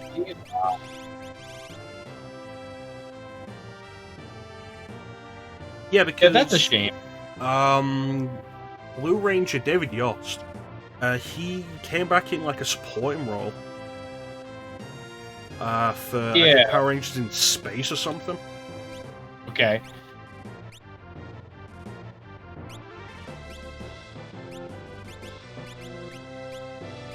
So, fun fact, Mog is actually really good as a Dragoon. His best weapons lances, which get bonus for jump. He begins the game, like when you use him in the beginning of the game, he has a lance, doesn't he? And lances get bonus damage with Dragoon boots. Right.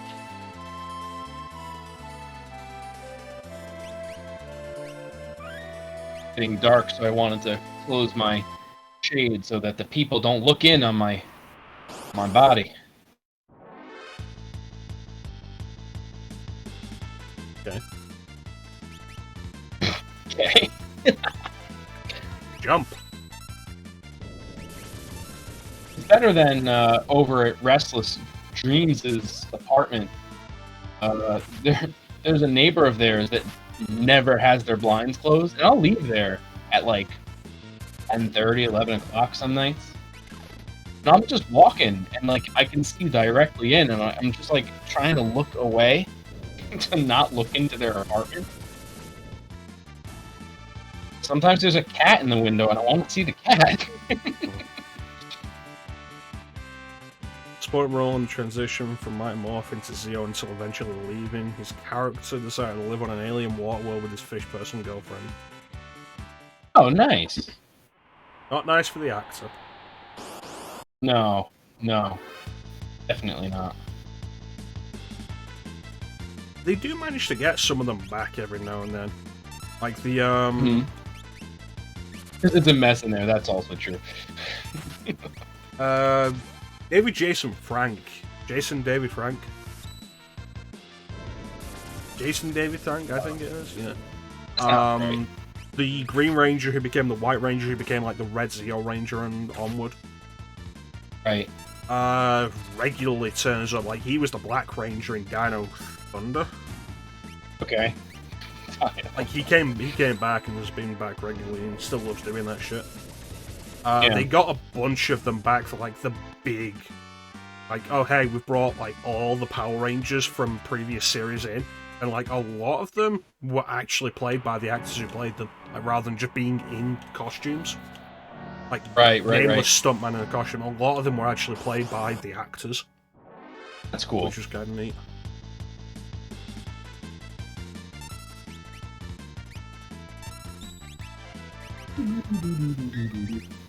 I'd be very surprised if Johnny Young Bosch isn't like down to reprise his role in various occasions.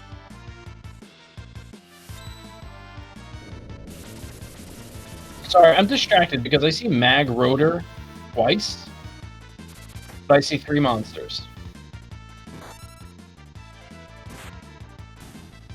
Because they aren't doing it right. Every other actor combined, most likely, yeah. I think like it helped that he was the most popular character in the original series. Right. And he's never really spoken badly about the series, so they've always been willing to bring him back. Yeah. I mean, Amy Jo Johnson, like, it's one of the things with the original 5. For the most part, they were gymnasts and martial artists who could at least kind of act. Yeah. Amy Jo Johnson was a gymnast who was primarily an actress. The Pink Ranger, Kimberly. And, like, she went on to be, like, a bigger actress. She regularly acts in stuff. Like, you look up her IMDb, she's had series, I think, like, in Canada. Okay. But, like, that's where a lot of shit's filmed anyway, for tax reasons, so...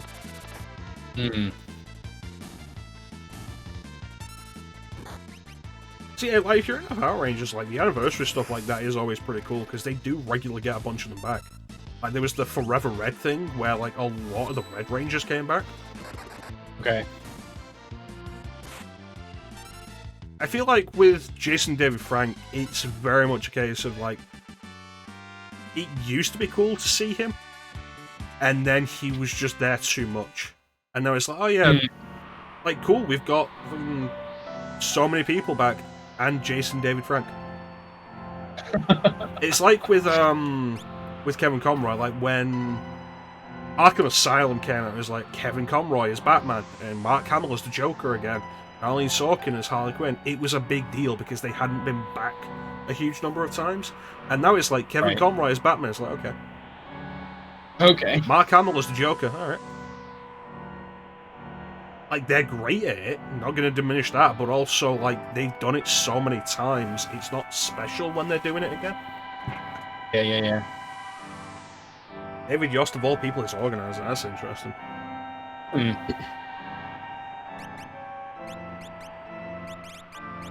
You know, I would like to say that, like, an hour ago, you had 200 gil, and now you have 41,000. I don't think I've spent money. No, you haven't. You haven't since you bought that crystal stuff. I'm just saying that you had a very, very small amount of gil, and now all of a sudden, you get money again, you know? That's nice.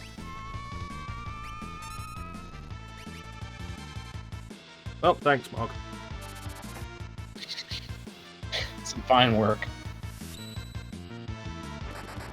It's a shame the Power Rangers fighting game Battle for the Grid wasn't better organized.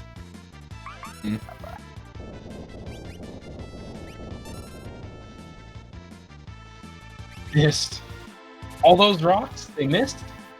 Because, like, from everything I've heard, the game itself was actually a pretty solid fighting game. But it was also so light on characters and stuff. It's like, oh yeah, no, we could have characters from across all of Power Rangers. Cool. Most of it's Mighty Morphin. Little disappointing, but there's also like 9 characters at launch. Okay. But it's also a 3-on-3 tag fighter. Okay. But there's 9 characters. And like, they've slowly added more through like a few season passes. But I think they've stopped development on it now, and like, it isn't as big as you would want it to be. It doesn't have like a lot of the characters you'd want. Yeah. It has Lord Zed. Lord Zed? I think they added Goldar to it as well. Zed. I said Goldo. What a stupid name. Goldar. Oh, Goldo. Goldo was the frogman from Dragon Ball Z. Yeah. My bad. Let me see. Walter Jones was, I think, the original Black Ranger. Okay. I don't know. Stephen Cardenas. I feel like he was a Red Ranger. Karen Ashley, I don't know. Catherine Sutherland, I think she was like Turbo Pink. Johnny Young Bosch was like second Mighty Morphin Black. Okay. Who went on to have a prolific career in voice acting.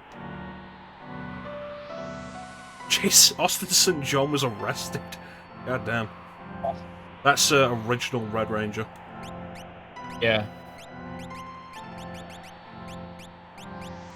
Well, that's a bummer. It's weird that Jason David Frank isn't in, though. Yeah. I was saying, maybe like, he's always been so down for this shit. Yeah. Maybe he heard what you said about him. Well, that he's just always in stuff. Yeah. Oh, that mecha-chrono, I'm gonna prove him wrong.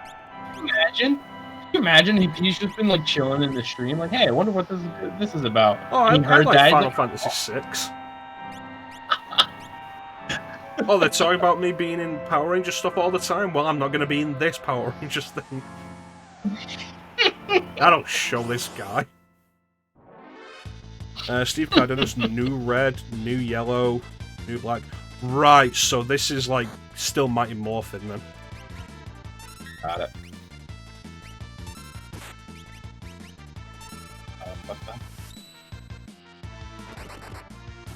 So I remember like Austin St. John played. Oh, what was his fucking name?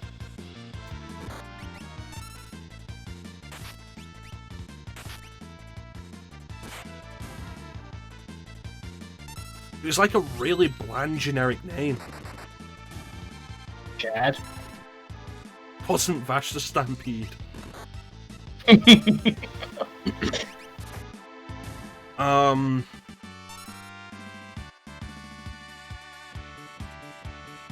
like they all had like really basic names and shit. Like easy, short names. Like Kimberly. Adam. No, Johnny Young Bosch was Adam, wasn't it?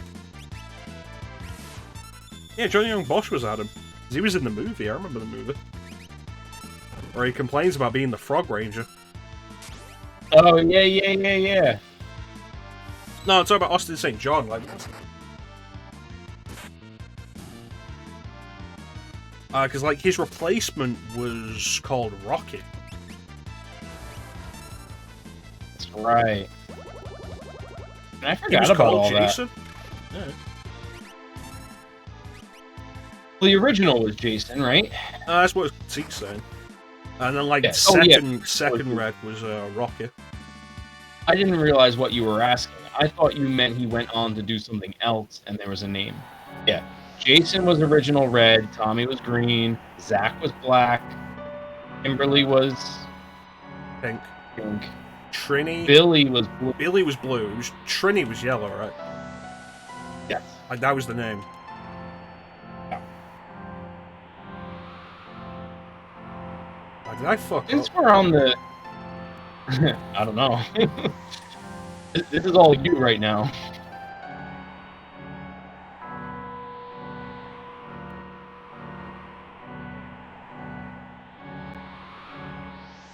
Okay, there we go. Double check that thing. God damn it.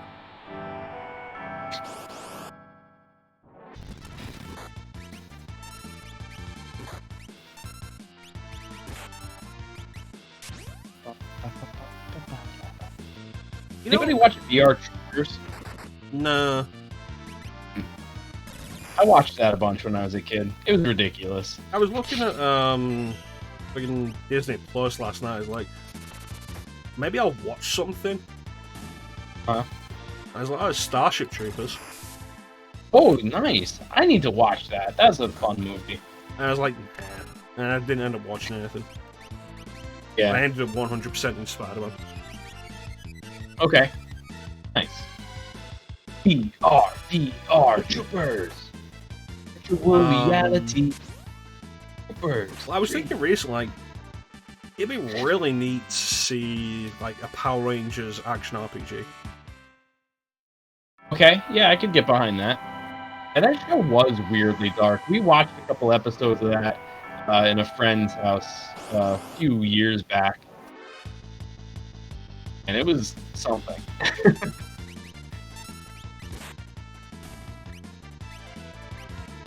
But the actress who played the girl went on to play a big role on a soap opera for years and years and years. When I saw her, I was like, "Oh my god, that's the girl from VR Troopers."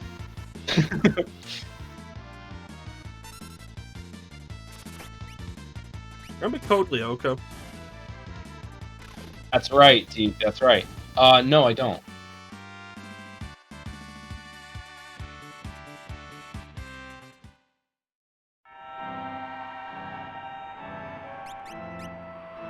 Sorry, I can't help you. I'm not gonna say anything else about it. Like, no, remember Code Lyoko? No. Just me? All right.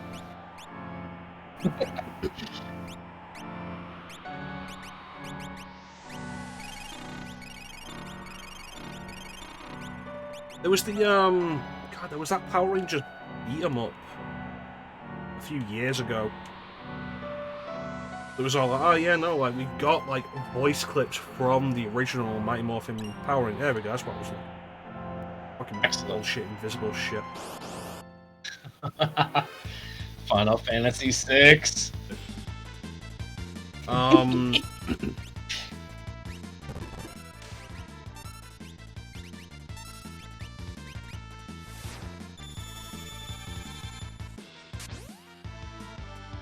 Yeah, like a beat 'em up that was supposed to be like 4-player with online connectivity, and like you'd play through like the original Mighty Morphin season. Presumably just one season. I doubt they did like seasons 2 and 3. Yeah. Like, it was an interesting idea, but apparently it was just like shit. I can't remember what it was called. Power Rangers Fighting Force 5. No. That's the thing, actually. If you're ever bored one day and it's just like, oh, let's just pick out a random game that I can do for one stream. Mighty Morphin Power Rangers on Super Nintendo. Okay. I've probably played it in my life. It's a fun enough beat 'em up. Yeah. With some platform in it. Okay. And all the Rangers, like, you start off and you're playing as, like, their human forms.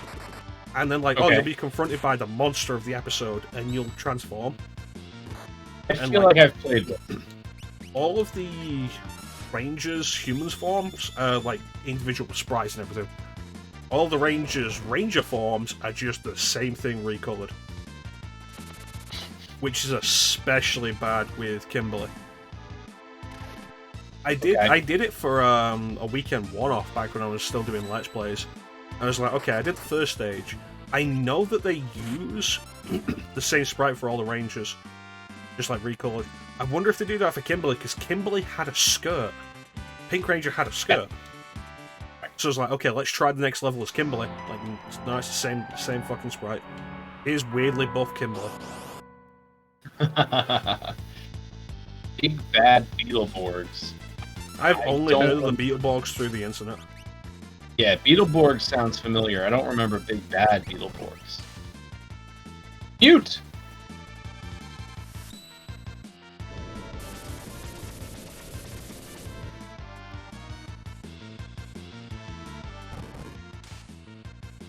Here it is again.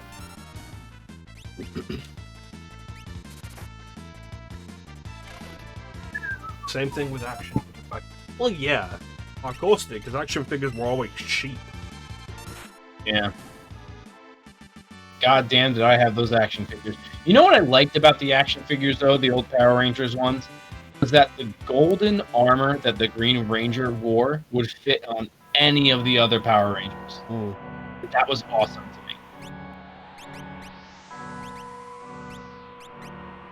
I don't think I ever had Power Rangers figures. I had Star Wars figures. Like the specific Star Wars Episode 1 figure line. Okay. Jar Jar Binks. No, like mostly the Jedi and stuff. Because every character would get like an action figure, even if they were like a background thing. Right. And Triceratops. The stuff back then, like Mace Windu would always be shown with a blue lightsaber. Because that was before, like, he actually got to have a lightsaber in Episode 2 when they made it purple.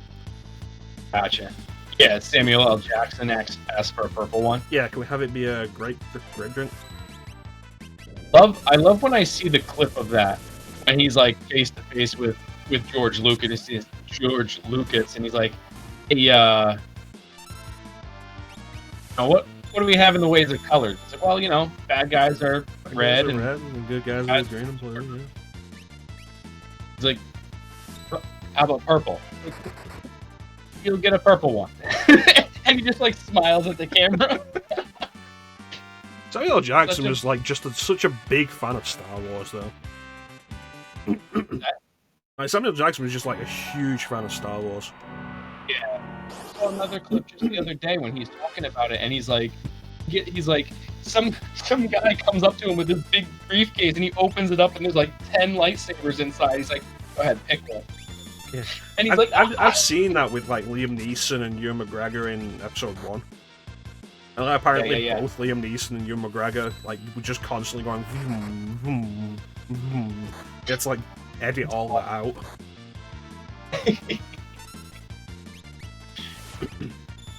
It's like Tom Holland doing the thing.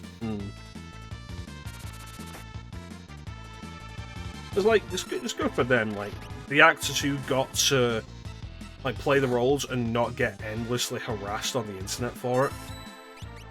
What do you mean? Well, stuff like Jake Lloyd and Ahmed Best, like all the shit they got for like Anakin Skywalker and Jar Jar Binks. Oh, okay. Ahmed Best has been pretty candid about it. Like he considered suicide at several points. Wow. Yeah. And like it's still stuff we see today with stuff like The Last Jedi and I can't remember the name of the actress who played Rose. Like she ended up being like bullied off social media. Wow. It's like, people are still pricks. For a character. Yeah. Yeah, it's one thing. It's one thing to like. I mean, you know, I'm not going to support bullying, obviously, but it's one thing to not like a person because of their personality. But like, it's a freaking character. How are you going to go after the actor for that? Well, that's the thing. And, like, I think Episode 8's a mess. Episode 9 is a worse mess, and all of that. Yeah. But like, I would never really criticize any of the acting in any of the sequel trilogy. I think everybody did like a pretty good job with the acting. I thought the acting was fine. Yeah, people are stupid, you're right. Yeah, I thought the acting was fine. I actually thought 9 was better than 8. I thought 9 was just, like, too focused on apologizing for 8. Okay, that's... And like, even the stuff that I liked in 8, because there were a few things I was like, okay, it's not a bad idea in 8. And 9's like, no, we're gonna retcon that out. Like, oh yeah, who are Rey's parents? Nobody. Okay. I like that. And then 9's like, no, who are Rey's parents? Palpatine clones. I get what you're saying. Yeah. And like, oh yeah, Rose is in Episode 9 as a background character with one line. Because they don't want to show her too much because, oh, people might not be happy about that.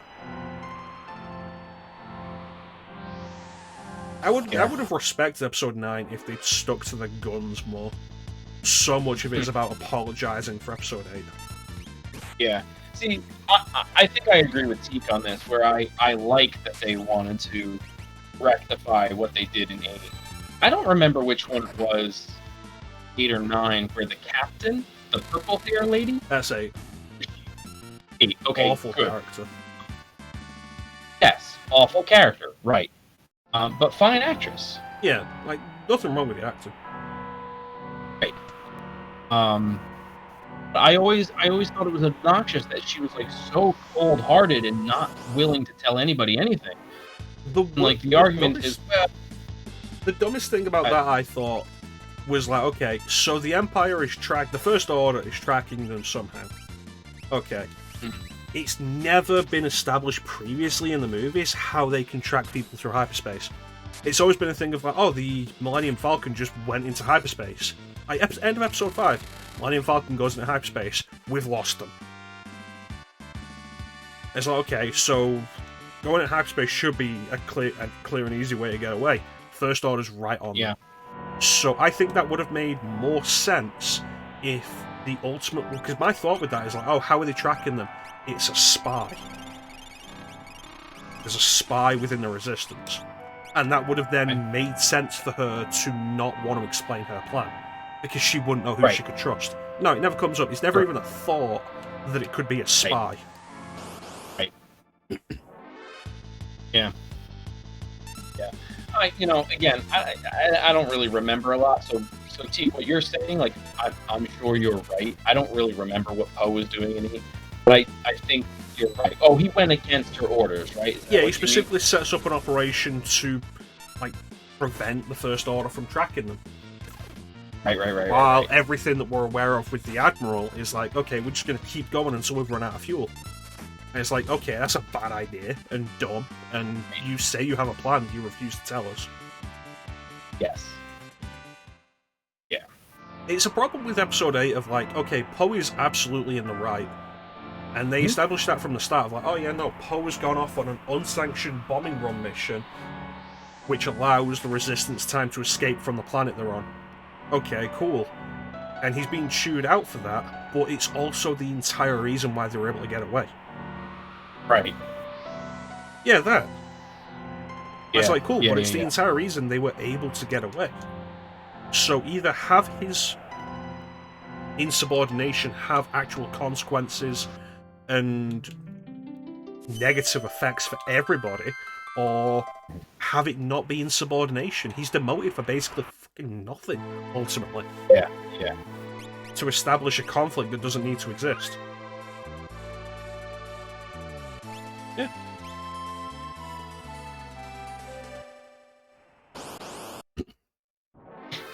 Like, Episode 8 has so many problems. I'm not going to defend Episode 8 as its own thing. I think Episode 9 is weaker for completely going against a lot of what Episode 8 says rather than trying to continue that idea. Like I say, retconning a lot of the ideas and ignoring a lot of what it sets up of anything. Which...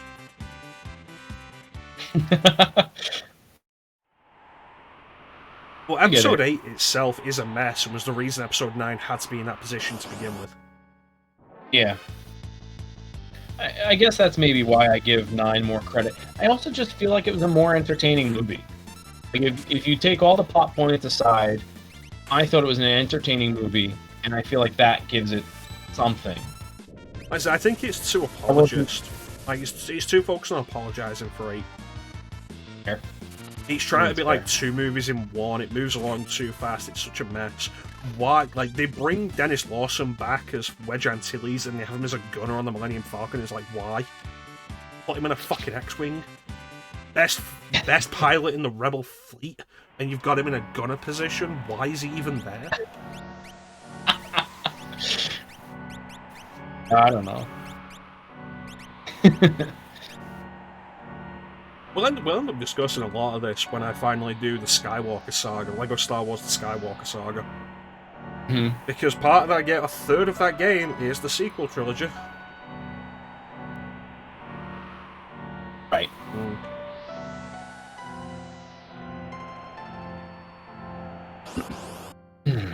But like, Episode 8 was absolutely a mess.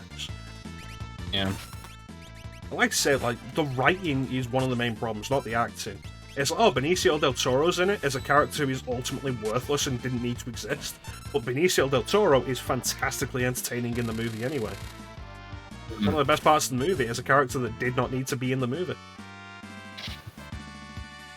Oh, they brought Phasma back to waste her again? Okay.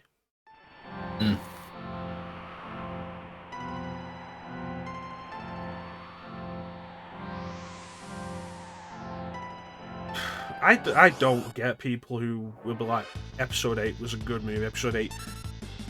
Oh, it subverted expectations. Yeah, it subverted expectations because my expectations were that it was going to be a good movie that would continue the story. Yeah. Oh, man.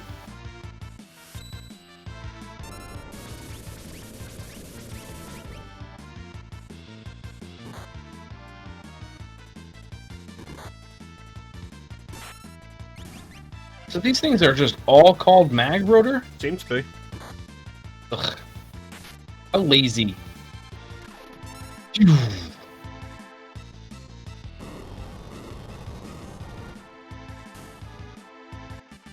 I'm really glad that at no point there did any of them hit Edgar while his health was that low. Well, they were trying to in the beginning, and I was thinking the same thing. Like, when are they going to try to hit him again? Luckily, they did not. But no, Episode 8, I think ultimately Episode 8 is what pulls apart the sequel trilogy. Because, like, in retrospect, people are against Episode 7, and even at the time, people are like, oh, Episode 7 is just Episode 4 again. And it's like, yeah, but it's got a couple of its own little ideas, and it's like stuff that could be built up in a sequel that could be established. Yeah. Episode 7 is fine as a starting point, which is about the only thing J.J. Abrams is good at writing. And then Episode 8 is just like, nah, let's do our own thing, and not have it be anything. Yeah. And one idea I did like from Episode 8 was Snoke dying. That was an expectation subverted that I was kind of on board with. It's like, okay, cool. Yeah. So Kylo Ren's going to be the main villain now? Right. And Episode 9's like, no, we can't have that. Palpatine. Right. This is the line everybody likes to bring up with Episode 9 to showcase just how poorly put together all of it was. And the line itself is, somehow Palpatine returned.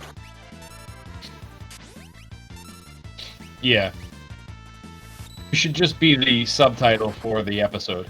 Star Wars Episode 9, somehow Palpatine returned. Yeah. It's better than The Rise of Skywalker. Yes. You know, cool. What Skywalker rises because you killed the last of them off in that movie. Right. Oh, who are you? Rey Skywalker. No, you're fucking not. Right. You were better as just like, Rey. Yeah. Well, I mean, like, if she goes by because she wants to go by Skywalker, right? Is that the gimmick there? Yeah, that's what the ending suggests. Right. And, like, I do like that. I do like the taking up of the mantle. It's the name rather than the lineage. I think that's a cool idea, just kind of silly and forced. I don't like it because it brings back the idea that I thought Episode 8 was a good idea of getting away from, of lineage being important. Right. Yeah. And I feel the same way, and that's how I felt when I was watching Episode 9 and realized, and the theories would come out. Like, there were a lot of theories that, like, oh, Rey is a child of Obi-Wan. Like, oh, that's interesting. I think that would have been more interesting than the Palpatine situation. It would have been. What? It would have been. Yeah. And it's just like... It just brings back the original trilogy. It's like, oh, we have evil against good, and like... It's more like, bring back the original trilogy of, like, it's specifically, oh, good against Palpatine. Again. Right. Also, yeah. I will say that scene did give me feels when all of the Jedi were like, you know, go Rey. I thought that was cool. It was cheesy. I appreciate that they got, like, a lot of the actual actors in for it. Like, I think Hayden Christensen's in there, Ewan McGregor's in there, Liam Neeson, I think, is in there. Yeah. The voice actress who played Ahsoka is in there, which was nice. Okay, cool. And, like, that was neat, but yeah, in concept, it was cheesy and kind of dumb. Yeah, because it's been done 1,000 times. Like, we've seen Yu-Gi-Oh! We've seen all these other things. Like, we know what's happening. But at the same time, it's like, okay. You bring the point, like, it's literally all about lineage, but it didn't have to be. Like, the sequel trilogy could have established the breaking of lineage. That it doesn't matter. Where is the Skywalker line going to lead? It leads to the dark side in the end, ultimately, and it's a downer ending, yes. But then hope rises anew elsewhere, as is essentially the idea. Yeah. A new hope. Mm-hmm. And Episode 9 is like, nah, fuck it, Palpatine. Fuck it, Palpatine. Episode 9, fuck it, Palpatine. Anime, goddamn.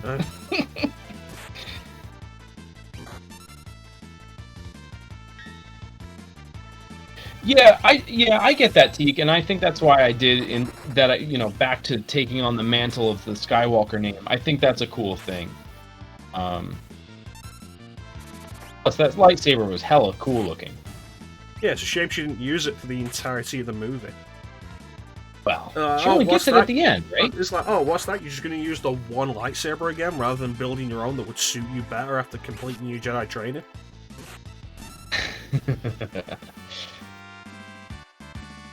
It becomes the problem of, like, the sequel trilogy, as J.J. Abrams envisions it, becomes far too focused on carrying on Anakin. Like, carry on the legacy of Anakin versus Darth Vader. And it shouldn't have really been about either.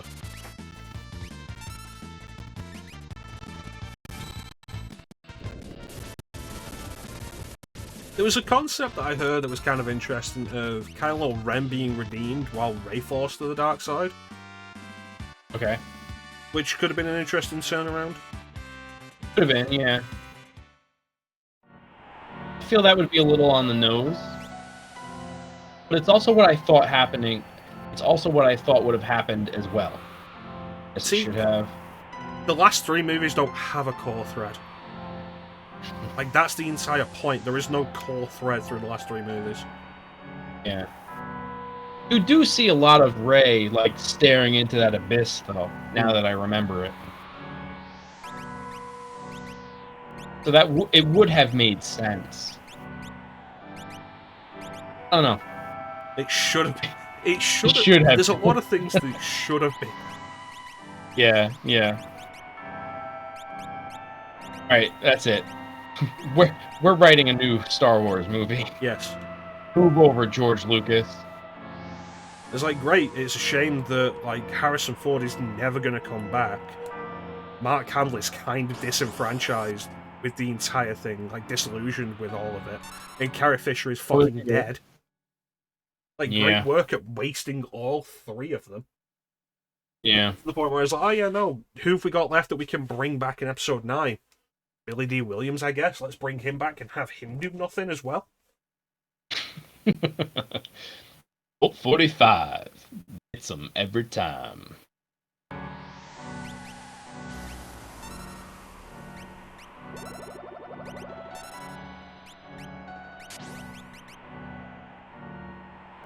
I mean, if they're going to call it the Skywalker saga, yeah, it should have been about the Skywalker family line. Hmm. In the decade, that'll be CG. I really hope Harrison Ford turns around and is like, no. You do not get to use my likeness. Yeah. That would be something. Harrison Ford. What a hero. He could best be frozen. I don't think I've ever heard anyone say that about Harrison Ford. I've heard people regularly say what a crotchety old bastard. For a very long time. Yeah. I like the guy. I like him as an actor, but like he always seems like he's really not interested in doing a lot. It does seem that way, yeah. You're right. Brass.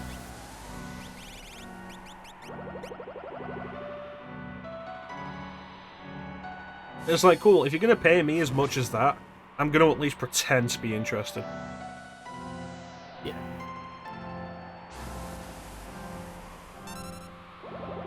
I guess that's his, people like that, it seems.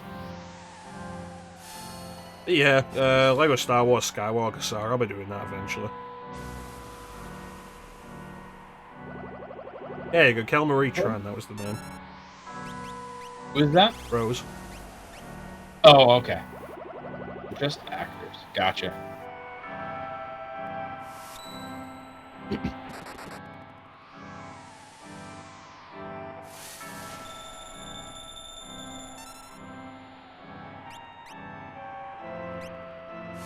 I don't like you, Tritalk. A lot of HP.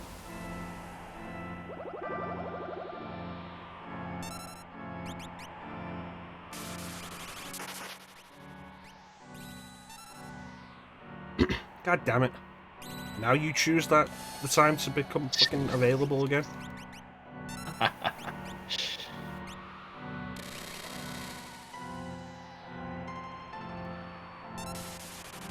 So, your last jump only did... Yeah, good one, Celis. Yeah, I did like 20. Your last jump only did 10 to him. Did you see that? I think it was like 40. Really? Oh, great. Well, I'm not talking about Harrison Ford as Han Solo, I'm talking about Harrison Ford as an actor. And Like, Harrison Ford wanting to distance himself away from Star Wars, fair enough. It's the same thing I was talking about recently with, the Star Trek cast. Like, for so long, they were just typecast with that, and then eventually they became, like, more accepting of it. But Harrison Ford did so much else, and it's like, fair enough, he's not just Han Solo. He always seemed more into Indiana Jones. yeah. There's like a thing. Like, he keeps saying he wants to come back to that. Mm-hmm. Hey, he was a president. He was Get off my plane. Fugitive. It wasn't me. It was the one-armed man. Yeah, yeah, that one. I don't care. I fucking love the Simpsons bit of that. Yeah. I can't remember the exact... I can remember the inflection of the words. You just I can't remember the what exact... Milhouse says. I think Milhouse says, like, the same thing was like, I didn't do it. and something like that. It's because like the setup is Bart saying like he's set something up, and he's the reason Milhouse is there with essentially Tommy Lee Jones chasing him. Yeah. GG. Yeah.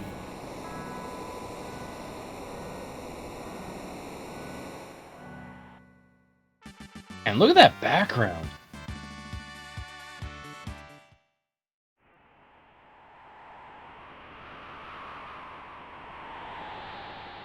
I'm Batman. Yeah.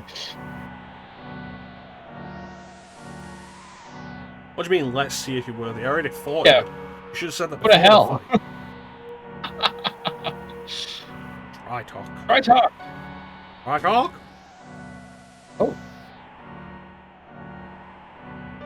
Sure. You'd think this would take you to the bottom, but it doesn't. Hmm. This is where like, this has been the entire point of us going this way. Right.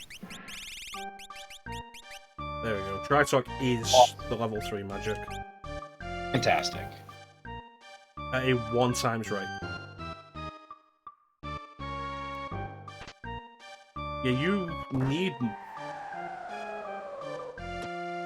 Bummer. You need Mog in your party to recruit Amaro. Right. Which is hinted at when he says, hey. Yeah, he basically does, like, outright say it. You gotta give the game credit for, like, that kind of thing. Well, oh yeah, no, there's somebody in here you could definitely get. Do I have a green cherry?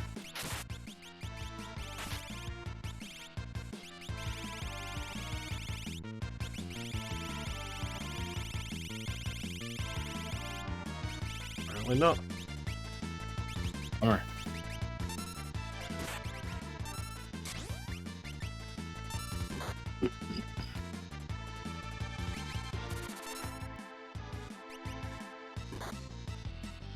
Poppers.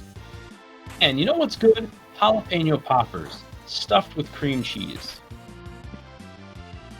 You know what's good? Yeah. Breakfast. Right. I had breakfast twice today. We've had one breakfast, yes. What about second breakfast? I had a bowl of Lucky Charms this morning. Oh, you don't be stealing my I Lucky had some Charms. oatmeal. Yeah. Had some oatmeal a couple hours ago. Brown sugar cinnamon. Yeah, do I definitely not have a fucking green cherry? It seems that way. Ugh. Get remedies. Oh no, remedy. Awesome. No? No. Do you have an imp spell? That's actually a good point.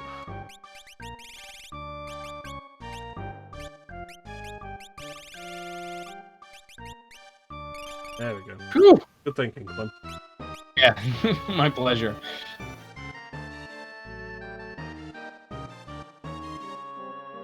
This is fun music. We haven't heard this before, have we? I don't think so.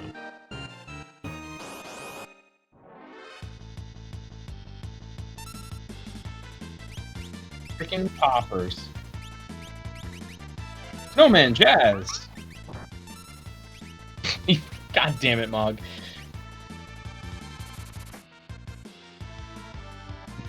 Yeah, I was pretty excited for Lego Star Wars Skywalker Saga coming out because it looked like they made the whole new engine for it, so it's not running on the same thing as the previous Lego games, and it doesn't look like the previous Lego games either. Because like I've played a bunch of the Lego games because they usually like reliably a fun enough time. They're competently made enough. But they've been basically the same thing from like Lego Star Wars to like Lego Marvel Super Heroes 2. Hmm.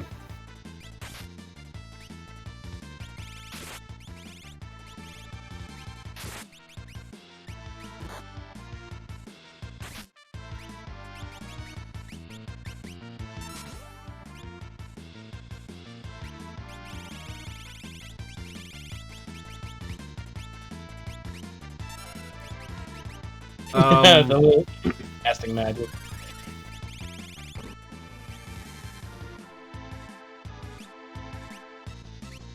Yeah, the like the Lego Star Wars Skywalker Saga stuff looked like they'd actually gone a lot with it. Oh, for fuck's sake! Wow. It was excessive damage.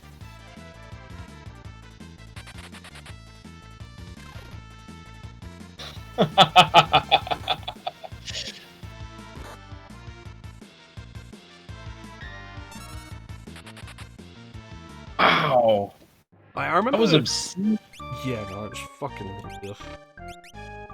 I remember like linking the trail, like the first gameplay reveal trailer in the Discord like ages ago, because it was announced ages before it actually came out. It was delayed and shit, and it took ages and went through various development troubles. And it came out that like the company was being like poorly done, poorly managed and shit. Yeah. Like crunch time and stuff. Like the usual problematic stuff. Yeah. But like it looked good, and from what I've heard, it is actually pretty good. Hmm. And it looked like the kind of Star Wars game I'd been after for a long time, because like EA got exclusive use of the license, and then proceeded to do very little of interest with it for years. Yeah. So I was pretty interested in getting Skywalker Saga. Hmm. I've not played it yet. Saving it for the stream, I guess. And it's like, cool, when do I get around to it? Eventually. Yeah. There we go. Hello?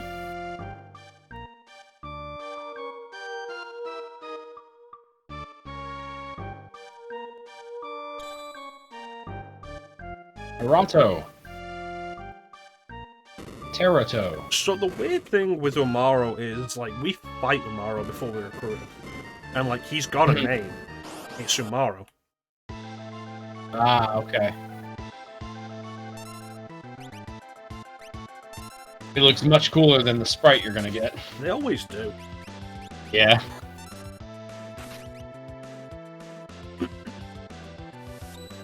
Coming at you, Cleopatra. Something I noticed the last time you suplexed something is that the shadow is attached to the sprite.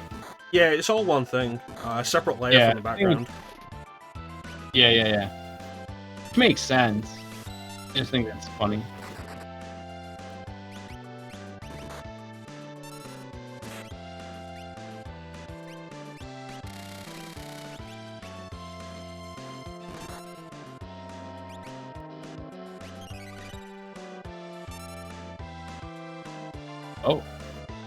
Oh. That doesn't seem good.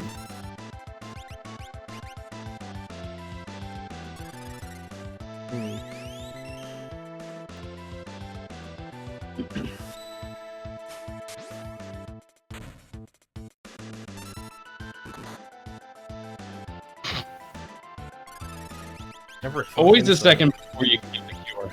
Yeah.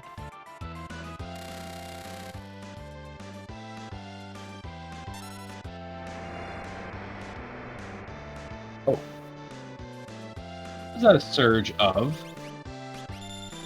Snow, perhaps? Ice water? I hope. It's probably not Clim. I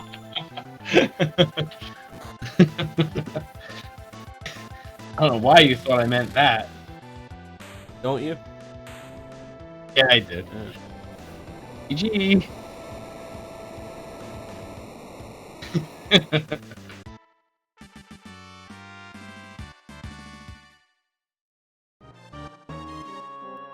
So yeah, you can fight him, and like, if you win and you don't have Mog in your party, that's it, you just leave. But with Mog in your party, Mog like reveals his true colors. Right. He slaps him. Pretty much. Strong as a gigas, Sasquatch pile with muscle. Excellent. Yay! Look at his little smile.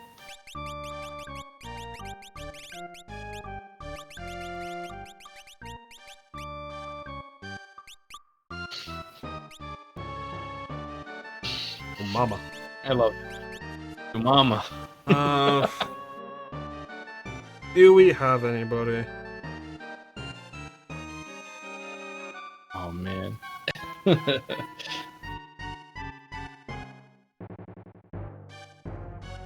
Yeah, fuck it, I'm gonna put Kira. Bird. And the last one is Go-Go. Yeah. Last party member we haven't previously recruited. Right. Okay. Who, with the exception of having to use them in the final goddamn dungeon, just not gonna use them. But, like, that's everything we want to do in Nash done right now. Okay. So I think what we're going to do is we're going to head to the next area I want to do, and we're going to call it before we start that area. Okay.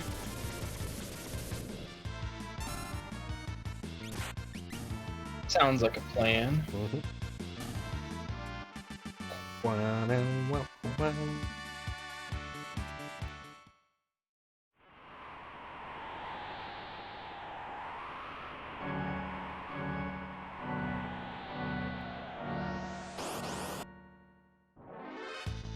See if anybody can figure out what area I'm actually going to stop us at.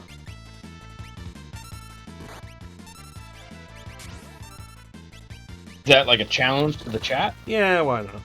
Also to you. I don't know. I don't know this well. I don't know this well game enough. I don't know this game well enough.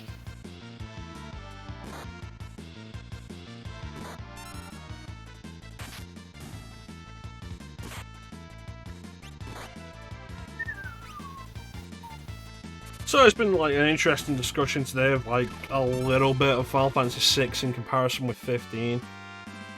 Yeah. Mostly Power Rangers and Star Wars.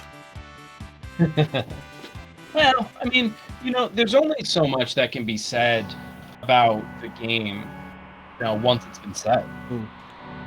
I'll do a little quick discussion here. We don't get a whole lot of character for Umaro or Mog. I don't think Umaro gets any character now. Mog will get a little extra if you get him in the World of Balance, but it's not much. The idea is like he's the last living Mog, last living Moogle. Okay. The Mog charm is specifically it's something only he can wear.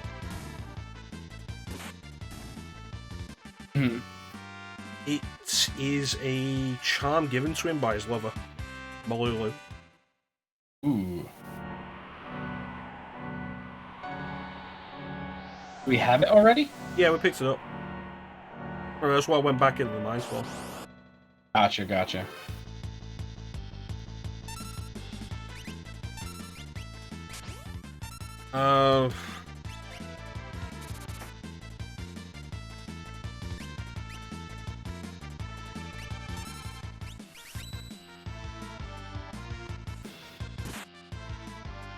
But yeah, Mog, Go-Go, and Umari, you don't really get anything for. In terms of character development or story. Like in terms of character development and story, you just don't really get anything for them. Yeah. I guess because they're such optional characters, sort of like Vincent and Yuffie. Although Yuffie has a lot of development. Not development, but she has a lot of lines in the game.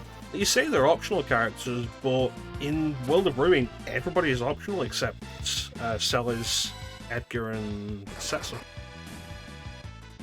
Right, but I guess I mean, they're the other characters that are optional in the World of Ruin. They're not optional in the first half of the game. So, like, you're going to know who they are, and you're going to say, hey, I should look for these people. You know?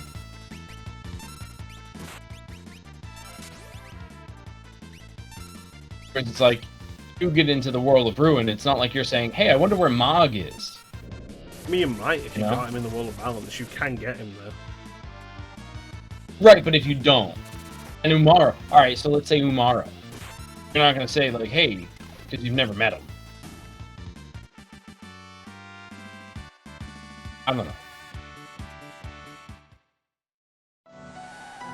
Like even Vincent. Put him in the ass. Let me go back and get that full heal that's still here, actually. How dare you? Yeah, that was pretty rude. Also, you have all these monsters outside, and yet there's still people in the beginner's house. Yeah, it's like, oh yeah, no, Narch is abandoned. Oh, the beginner's house is still really populated. Right. we keep refilling the magic MP HP water too. Want any tips on how to navigate the attack menu? Here you go.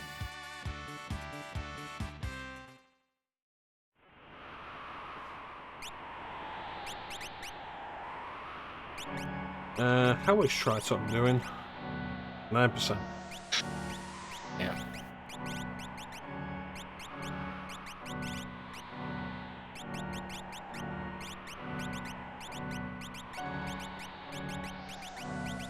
See, this is just the kind of thing that you regularly end up with.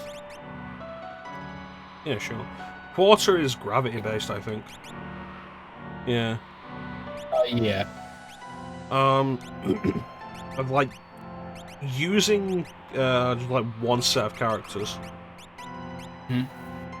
You end up mastering them in almost everything just so they're actually learning something. Right.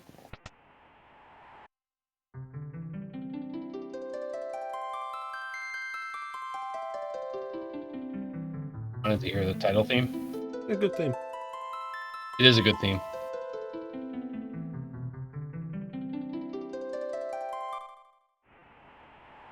Lovely. So, here's your chance.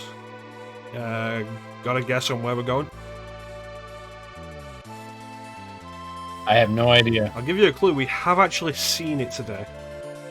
Actually, fuck. What was the advice I gave earlier? Oh, that's right. Oh shit. Good call. We saw it earlier. The Velt? No. Ah, that's my guess.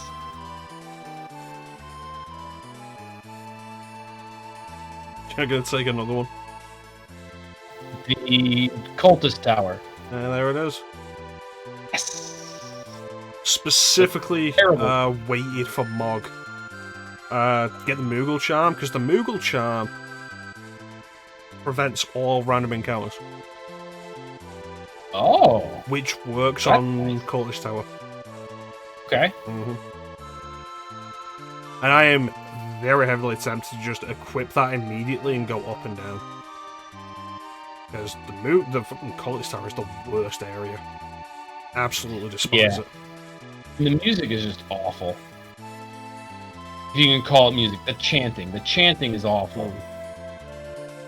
I hate it there. My god. It's awful. Like, it's worth climbing, because the relic at the top is good. It's a good relic. Yeah. Like, the area itself is terrible. It's a gimmick area. Yeah, is there something going on with the magic there? You can only attack with magic. Right. You can berserk characters and try to do that, but I remember that being less effective than you'd like. And then, of course, the cultist leader has his own gimmick. Yeah.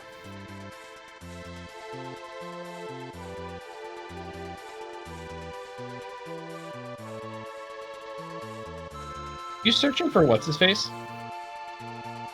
Yeah, I'm just flying around while we're talking. Gotcha. In a pattern that will take me across most of the world map to increase the chances of running into Doom gaze. Fucking hate having to search for Doom gaze. Sure. It's like, I said it previously, like, Ultimate Weapon in 7 is so much better for that because he's visible on the world map. Yep. But, like, I hate chasing Ultimate Weapon because, like, okay, wait for him to stop. Yeah. And if you lose him, like, that's it. Okay, where's he gonna be? What's going on, buddy? Oh god, level 5 Doom. Ah, bitch. It's good. Oh. Well, not reviving him. He'll just use level 5 Doom again. Like, what'll be the point? Fair point.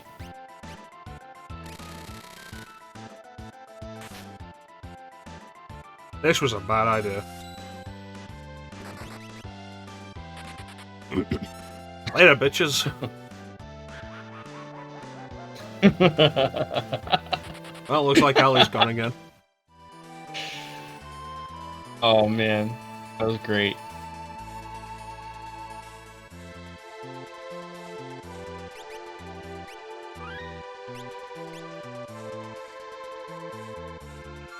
Hey, it was worth a try. It was worth showing off at least once because, like, I'm not specifically intending to go after Doom Gaze. Yeah. So there's a good chance we just never see it.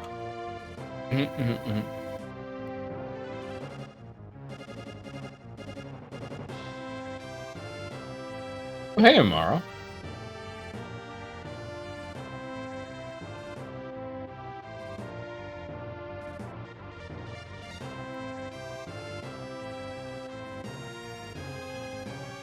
Oh, that's right. This isn't the Blackjack anymore. This is the Falcon. Yeah, but, like, doesn't the Falcon still have the thing with where they'll restore you?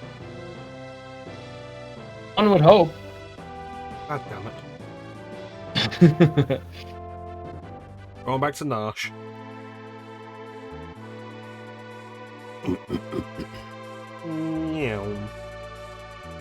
What's that, Doom Gaze? Say what? What's that, Doom Gaze?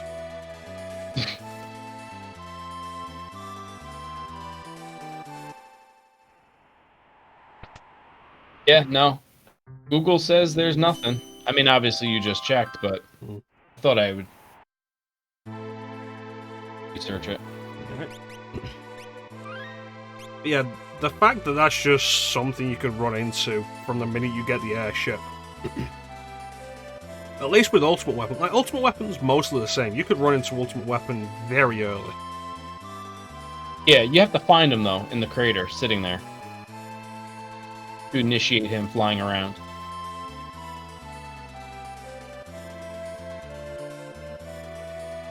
I don't remember where Realm is. No, I do remember where Realm is.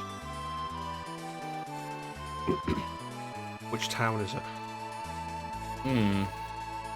Strago is at the bottom of the Cultist Tower. If we're going with Realm, like, she'll just immediately snap him out of it and we get Strago back. Okay.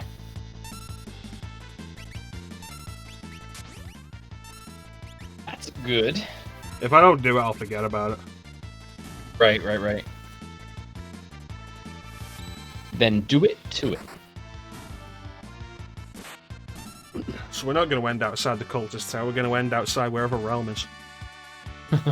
I know she's in one of the towns. Like, she's in the town with the big house. Okay. Not South Figaro. I just don't remember where that town is. I'm gonna find it. Oh. Not gonna be you, is it?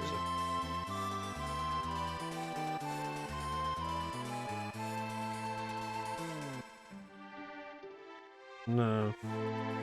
You're the port town. I knew you were the port town.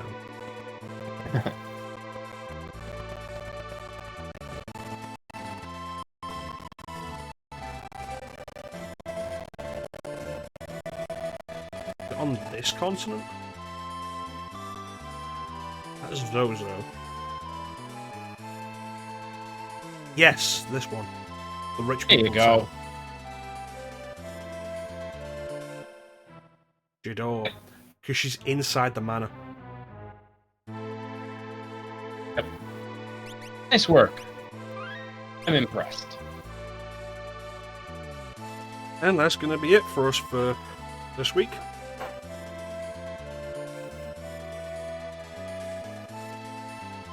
Nice job. Week, I was discussing this with Clim earlier because my shift next week is 12/8. Yeah. Like the time we usually start is 8. I might be able to make it work if I get out like 8, get home, eat real quick. I could probably start at 9.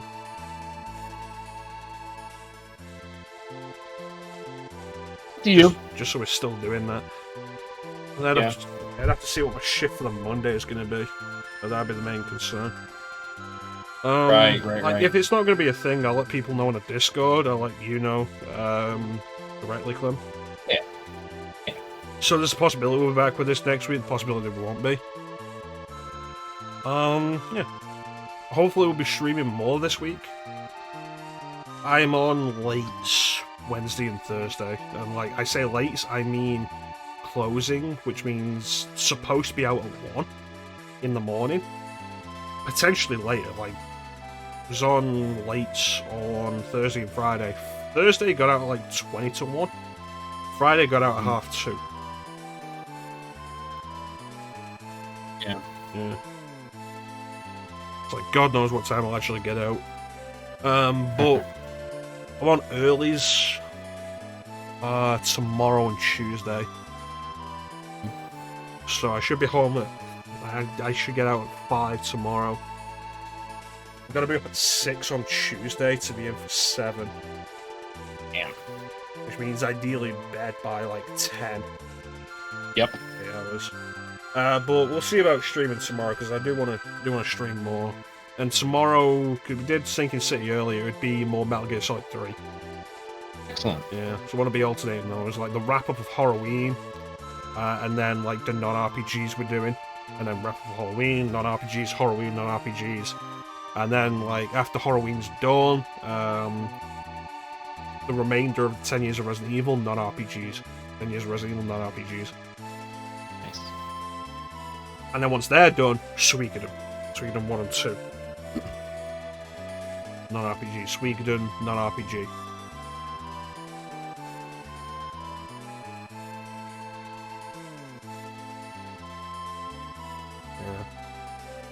But yeah, that's pretty much it. I'll let people know on the Discord. I'm not going to set anything in stone yet. I'm off Friday and Saturday, so I do intend to stream more then.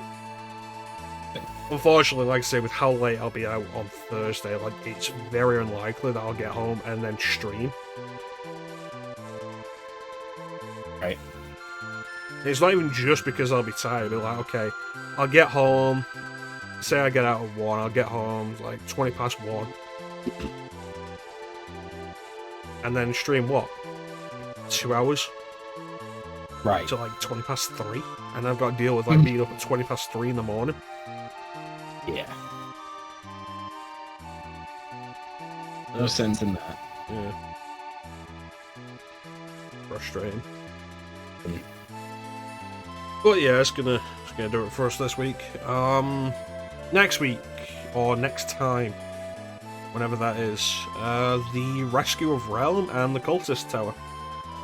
Superb. Hopefully I'll remember that we're supposed to be taking on the Cultist Tower. We'll Write do the it Cultist down. Tower eventually anyway, though, because I want the relic that's at the top. It's absolutely worth grabbing. It's the only reason people do the Cultist Tower. Right. There's like Ancient Forest in 7. Like, you get Typhoon for it in Apocalypse. You could leave both of those. Neither of those are particularly worth it. Mm-hmm. If you're materia grinding, Apocalypse. And if you're materia grinding, you're going to want Typhoon anyway. Yes. Like, that's it. If you're just doing a regular playthrough, you never need to step inside the Ancient Forest. Right. It's true. But yeah, Cultist Tower, we'll be doing Cultist Tower. The relic's absolutely worth it. Okay. Yeah. Hopefully back tomorrow with more Metal Gear Solid 3, and Tuesday with more Sinking City. I think I'm just going to stick with the story quests on that just to keep it going, rather than stopping for the side quests. They're being a little dickish. Yeah, it seemed like there were some issues today. It turned out for turning them in, I was just in the wrong place.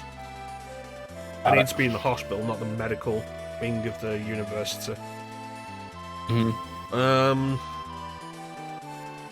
But yeah, like we'll do that. We'll try and wrap that up, and then we can do Condemned Criminal Origins, which is a linear game, which I absolutely prefer these days. And then wrap up Halloween with Eternal Darkness to second playthrough. Cool. Yeah, hope everyone's looking forward to that, because that's like 70% absolutely enjoyable. And then like the last 30% is like tedium, but by that point you're invested enough. Yeah. Clim, what are you doing? I'm still playing through Final Fantasy VII. What did we just get?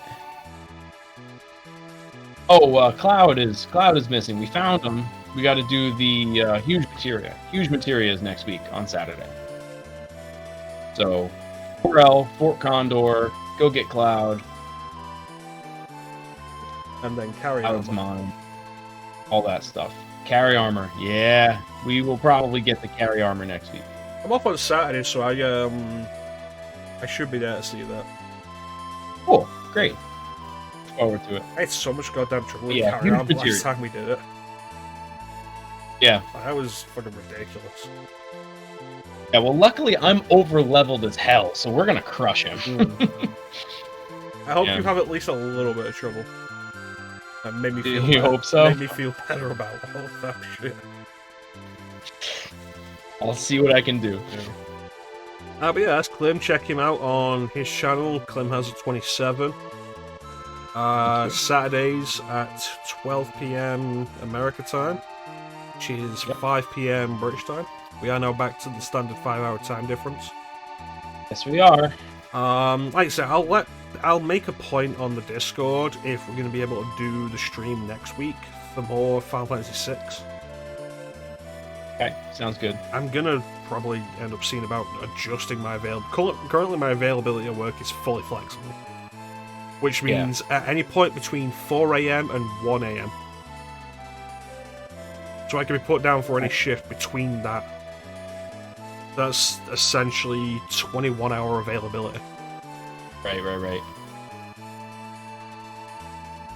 Which, like I say, if you're on the close, could be longer. Or however long the manager decides until everything's done. Right.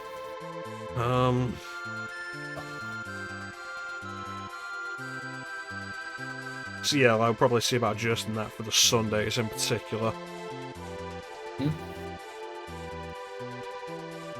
Especially because I want to get this done before Clim really has to get going with bowling season. Yeah, that's gonna start soon. A couple of weeks. We'll be all right. It'll be fine. One day a week, it'll be fine. Yeah. Then get this done soon-ish, so that Clim can fully devote himself to that. And then decide what else we'll do on Sundays, because I like Sundays being the guaranteed regular stream. Sure. Because it's been kind of that for over a year now. Whatever else happens in the week, Sundays are the guaranteed. And who knows? Yeah. Maybe I'll finally do that Luna playthrough with Teak. Probably not.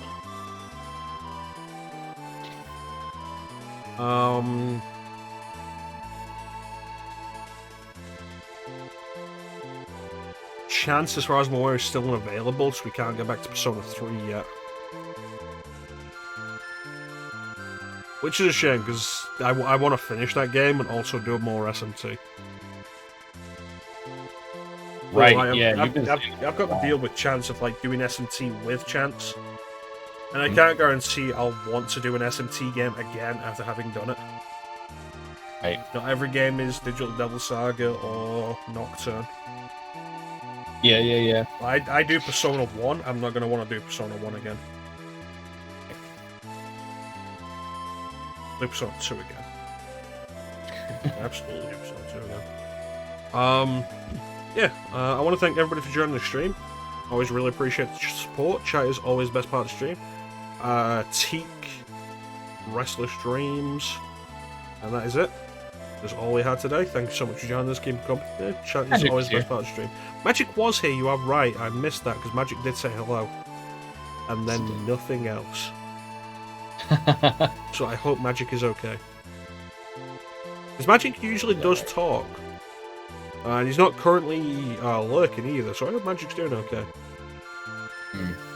His power went out. Yeah. Yeah. Like I say, hopefully back tomorrow with Metal Gear Solid 3, continuing that. Excellent. I'm hoping for that to be like 3 sessions. It's probably going to stretch out into 4, though. We got further than I expected last time. I didn't expect to be able to get through to the pain. True. But now where is it? Gets Gran in. Then it's the fear fight, then the end fight. Fuck knows how long that'll take. Then it's the mountains. Yeah. So with any luck, I could see us getting to Grosnograd on tomorrow. If I'm able to do like a 4-hour stream. But yeah, that's pretty much it. Anything you want to say before we sign out, Clim? Oh, just thanks for having me. We had a good one today. And we'll see you next time. That's pretty much it. Catch you next time, guys. Bye. See you later.